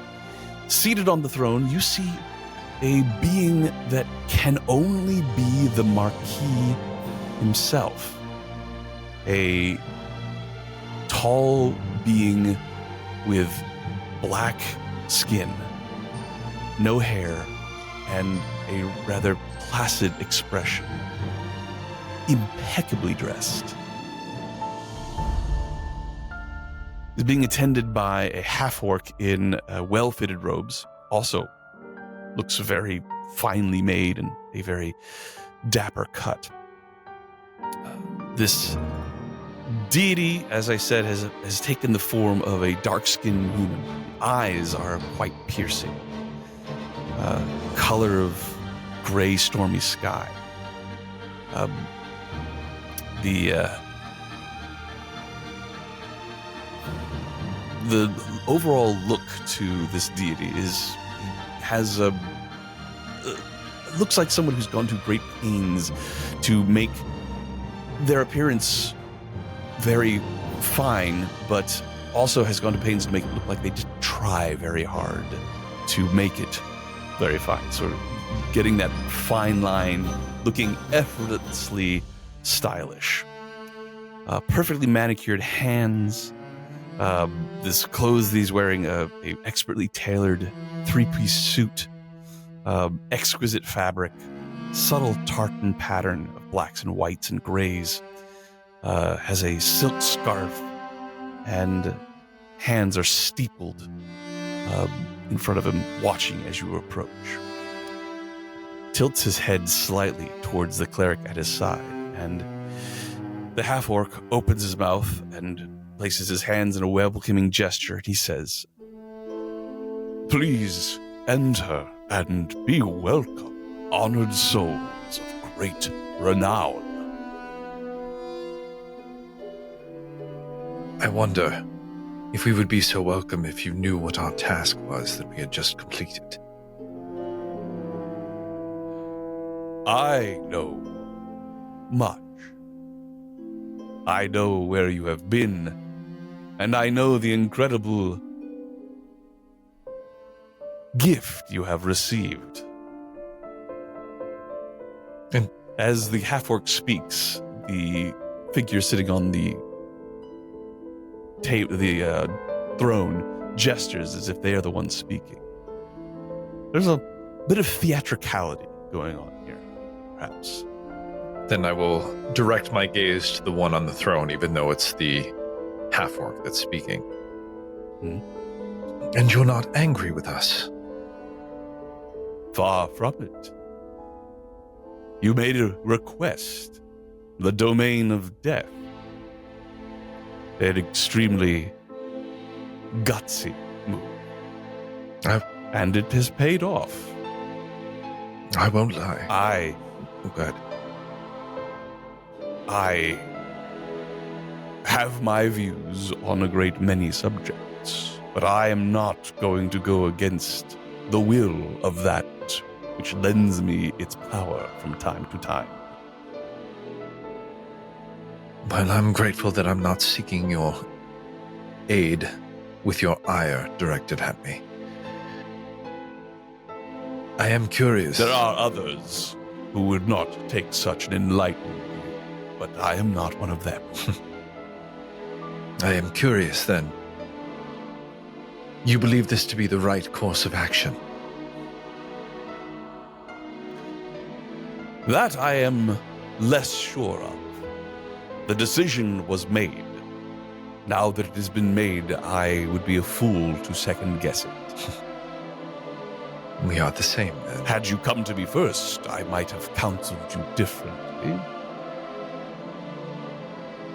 Then I imagine you also know why it is I am here. Yes. And may I say thank you for taking the time to dress so appropriately for the occasion. I simply died this way, but you're welcome. You have excellent taste. Oh, I know. I think it goes without saying everyone here dresses accordingly. To what end, I wonder? For my part, I am not a deity that revels in death and dying.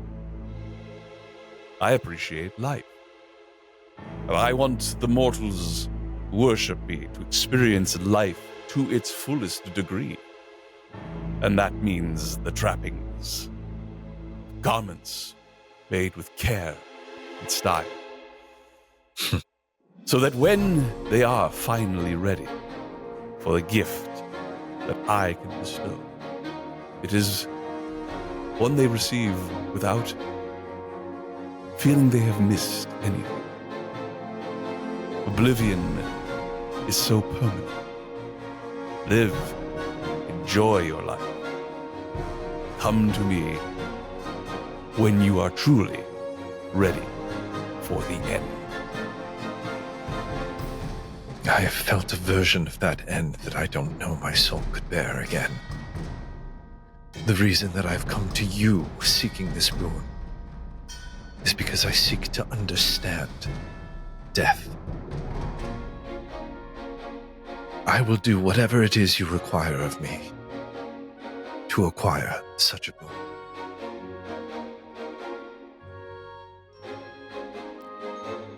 I require nothing. You have asked politely something that is, in other circumstances, completely unreasonable to assume that I would be willing to give. But why would I withhold my boon when you have already spoken to the entity, to the concept, to the very source of my power? So, receive the boon of death. Life, faith, hope. And as his voice finishes the last syllable of your word, your name, you feel a cold that washes over you. The only thing that you can think of it is it reminds you exactly of the falling, of passing into the domain of death before, as just freezes the blood in your body, freezes the air in your lungs, freezes the thoughts in your mind. And you see oblivion. You hear the voice of the Marquis with you even now. To truly know death is to see the utter emptiness that it brings. There are deities that rely upon the domain of death to carry their servants to other ends. Ends of service, ends of torment, ends of bliss. I offer nothing. Total and eternal slumber. I give you the peace of that. And the knowledge that, in the end, it is what awaits all beings. As the words finish, you come back to yourself.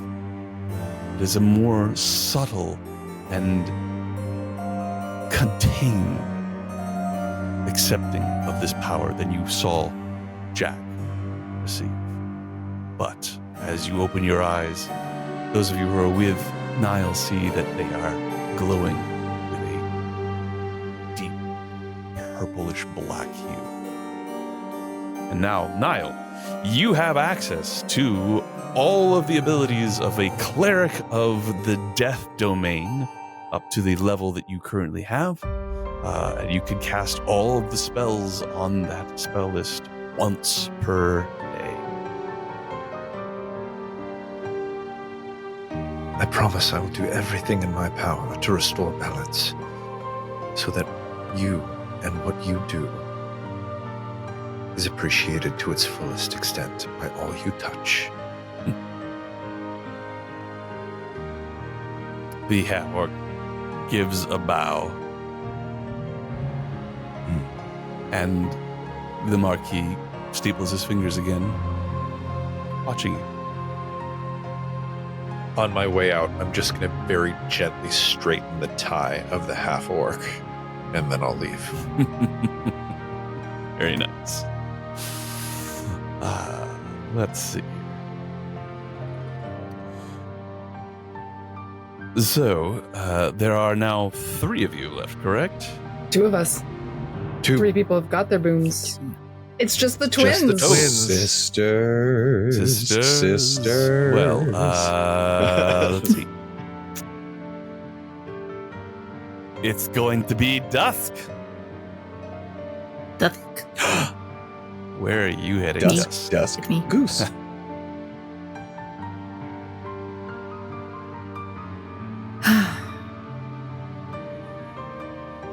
I've changed my mind, and I'm gonna walk towards in the direction of what I think is regret. Of regret. Very well. Love that. So, the Abbey of Reflection is very austere, devoid of any of the garish trappings or holy markings that you see on other nearby temples. It has brass doors that are polished to a mirror sheen and are wide open. You see a steady flow of souls coming in and out. Apparently, when tragedy strikes, the desire to come to terms with past regrets grows very strong indeed. So, while there is no line, there is quite a few individuals. You come in, you see the hallways are choked with souls waiting to be admitted to counseling chambers, which also seem to be lined with mirrors. The clergy are easily recognized. You can see they have these holy symbols that also have mirrors upon them.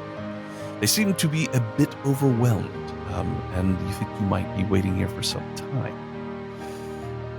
However, as one of the clergy comes by you, he stops for a second and then touches his holy symbol. Looks confused for a moment, turns slightly, and then starts and touches it again and makes his way towards you, gone. And looks at you deep in your eyes and says, "I'm sorry. Is there something of great importance that you wish to discuss?" There is. However, in this situation, it is actually my sister who would like to discuss it. And I Your sister? will turn and point to Dusk. So as you turn and reveal Dusk behind you, the man starts again and touches his holy symbol and says, "Ah, yes. Yes, indeed. Well, may I help you? My name is Titus. I am what is known as the High Counselor here at the Temple to Contrit, the god of regret." Hello, Titus. I am here to seek a boon of your... Perhaps we should go and speak Lady? someplace privately. Yes, please. Do you mind, sister? Of course not. Dusk, are you okay? Oh, yes. Before I walk away, I will just gently place my hand on your arm, just as a, I'm fine. All right, I so he believe in you. leads you to a quiet room. There's a little fountain that is releasing a small burble of water.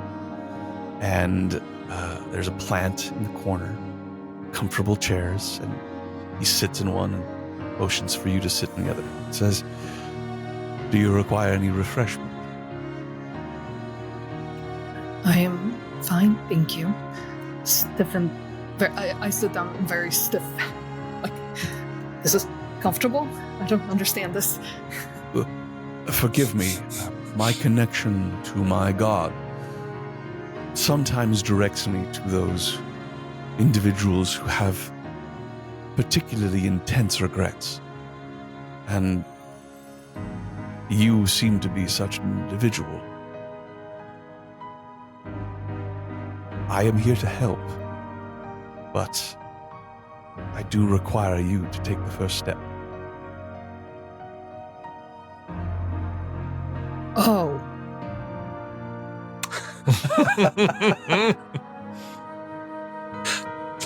I regret dying? Yes. I'll wait outside.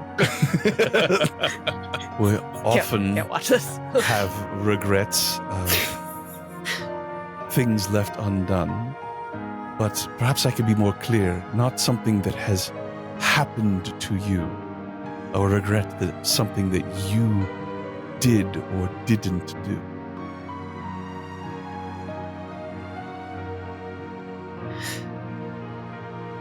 Oh.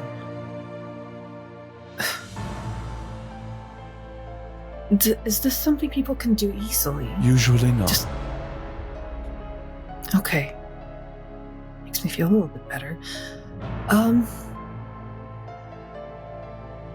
I mean, I can go through the fact that I feel like if something I had done would have prevented my sister from dying, but I am still on the same topic as I was one question ago, I guess. Well, perhaps we should begin with why you're here. I seek a boon from your lady. What sort of To boon? help. Something that could help make this place not be in danger.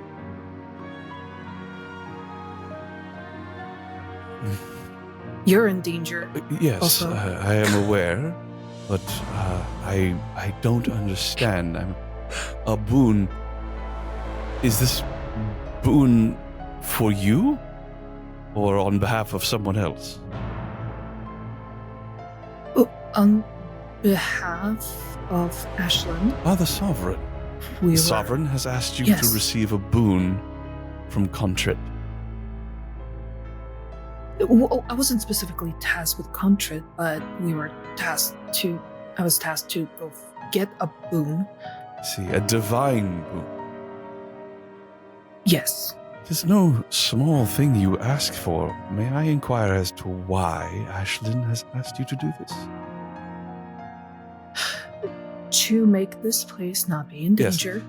How exactly does this boon allow that to come to pass? I don't know. Is that a lie, Dusk? No. You do actually know. Oh, She Then- needs the boons so that she can resurrect Nixia. well, that part, I guess, yeah, I just didn't make the. Yeah, Dusk like is how not is she making- going to me use and the Dusk are not boon? making the connection. Like, how yeah. would she use the boon to raise Nixia is what Mhm. I thought maybe the question was. Yeah. Get me a chicken because I want eggs, and I don't know about the eggs. So, do you say you don't know? I love you so much. Yes. Those fluffy dog things. Oh, I've got regrets. Been living with your sister good. for how many So years, good. and You you say don't the understand funniest how damn and things. you don't understand how Seriously. regret works. I don't know. Don't know. Is it something like you walk into this space and then everything you say you regret? Like that's part of the temple? Oh my god, yes. Yes. I'm so glad Oh, that that's my whole Niall's life. not here with you right now. Oh my god, yes. It's probably best your sister's not with you either. So, Titus continues. Yeah, it's a good thing I'm in Titus continues to look at you intently. Why does the Sovereign want you to acquire divine boon? The power that it gives is going to help her achieve what she thinks is best for this place. Has she told you not to reveal why? I just don't know if it would be good for what will happen to be so easily revealed.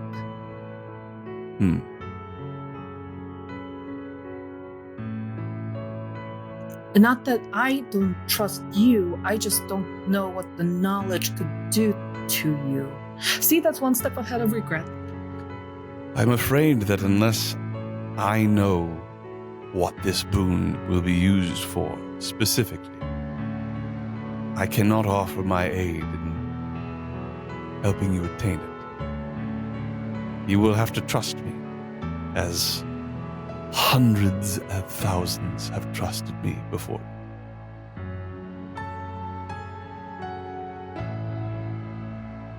Doctor-patient confidentiality, I don't know the word.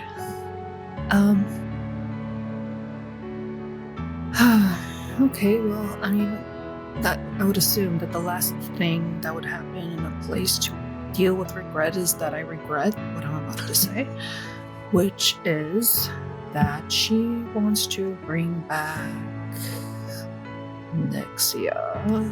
So as you say that name, the holy symbol around Titus's neck, which is this faceted mirror, shows a variety of different reflections at once put together in a geometric shape. There is a tone that sings out from it, as if somebody has run their finger along a wine glass, just sort of.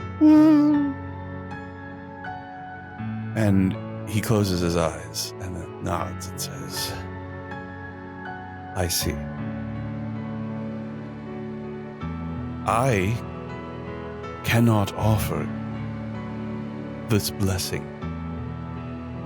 It can only come directly from Lord Contrit himself. I can escort you to the innermost chamber of this abbey, to the great reflecting mirror where you can make your request to the Lord himself.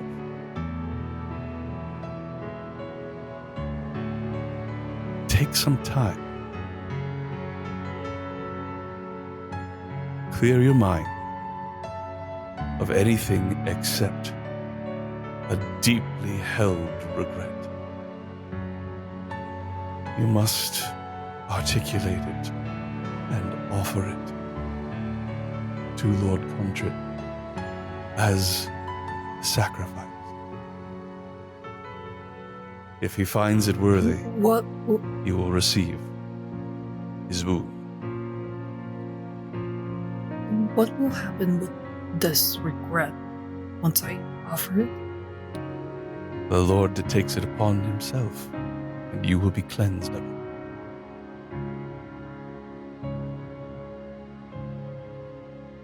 Oh, okay. Easy. Not at all. I know I was lying. Take some time. Stay here as long as you wish. Okay. When you are ready, come to the door, and I will lead you where you need to be.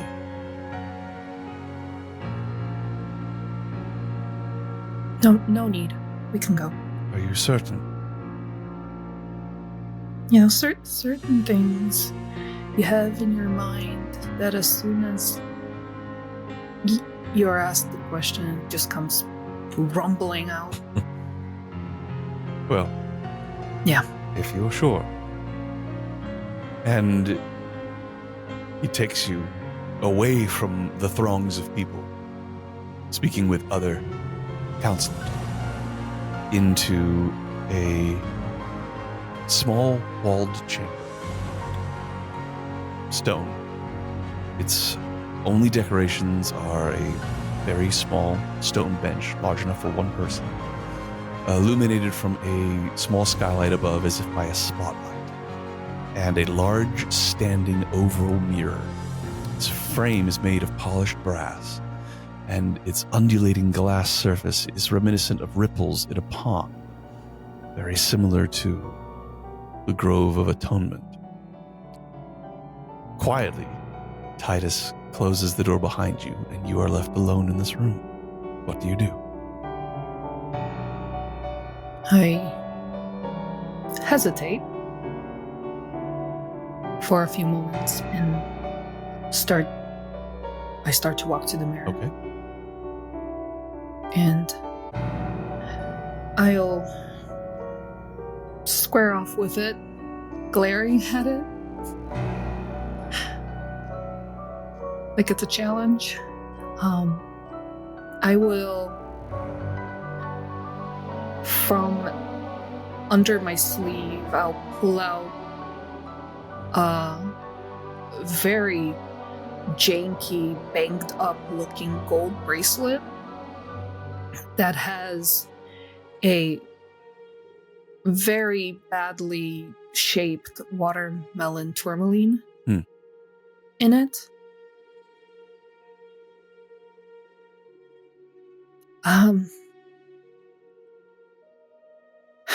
Deepest regret.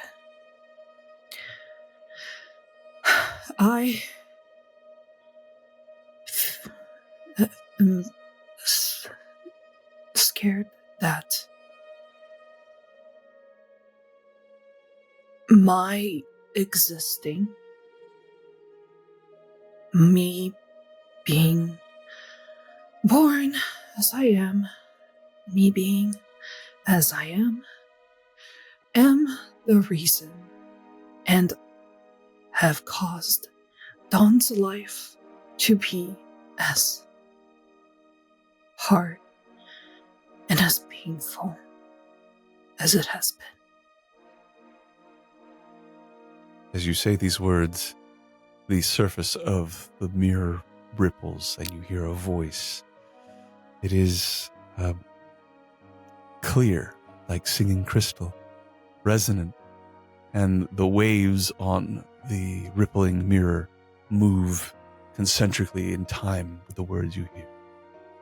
But does this is a fear, not a regret. I regret being born. Dusk, that is not something you had control over.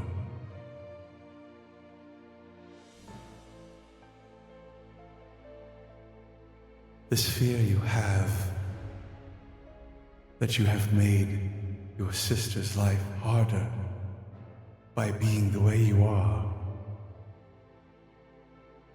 Is it truly a fear? Or do you know that it is true?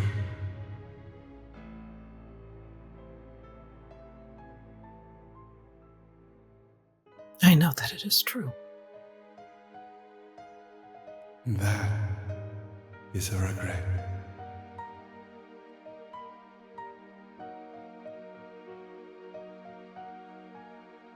Thank you for speaking it. I can only offer you a way to acknowledge and heal, but I cannot force it upon you. I understand. Do you wish to be absolved of this regret? Yes. Then, because that would help her. Then know the truth. You are who you are because she is who she is. Both of you complement, lift up, guide, and energize each other.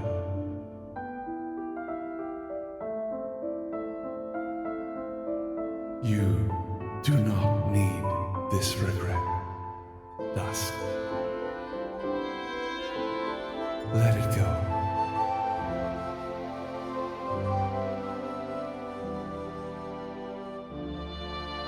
Do you?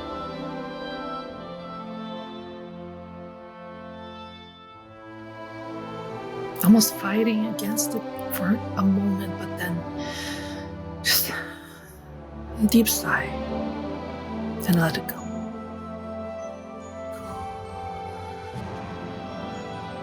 As you let this regret change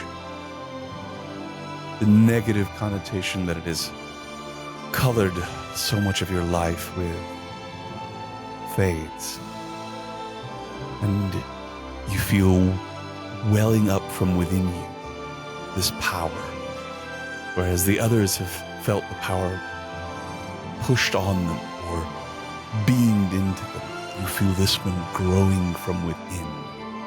It comes up from somewhere deep within you, as if your soul is spreading actual wings and flying to a new, lighter state of being. Do you have any negative effects going on right now? And are you poisoned, exhausted, anything of that nature? No, just her All right. disposition. Can't greater restore you from that. We're stuck with that one. But the feeling of airiness within you fades. You could see your reflection in the mirror. You have a slight teal, luminous quality to your eyes now. Your personality need not have changed, but I invite you to contemplate what true acceptance of this truth, as far as your relationship with your sister is concerned, might do for you. Letting go of a regret like this can be incredibly cathartic. Yeah. So, that leaves just one. Though, as I go ahead. exit the room and I see the group, I just walk over and without any hellos or highs, just hugs Dawn. Oh, are you okay? Yes, and then hug is over. Okay. Jarring, but okay. I'll take it. Unprompted hug. I love it. That's like hug number 6. Yeah. The episode where Dawn gets all the hugs. Yeah, all the hugs for Dawn. Oh, man. It's Dawn's best day.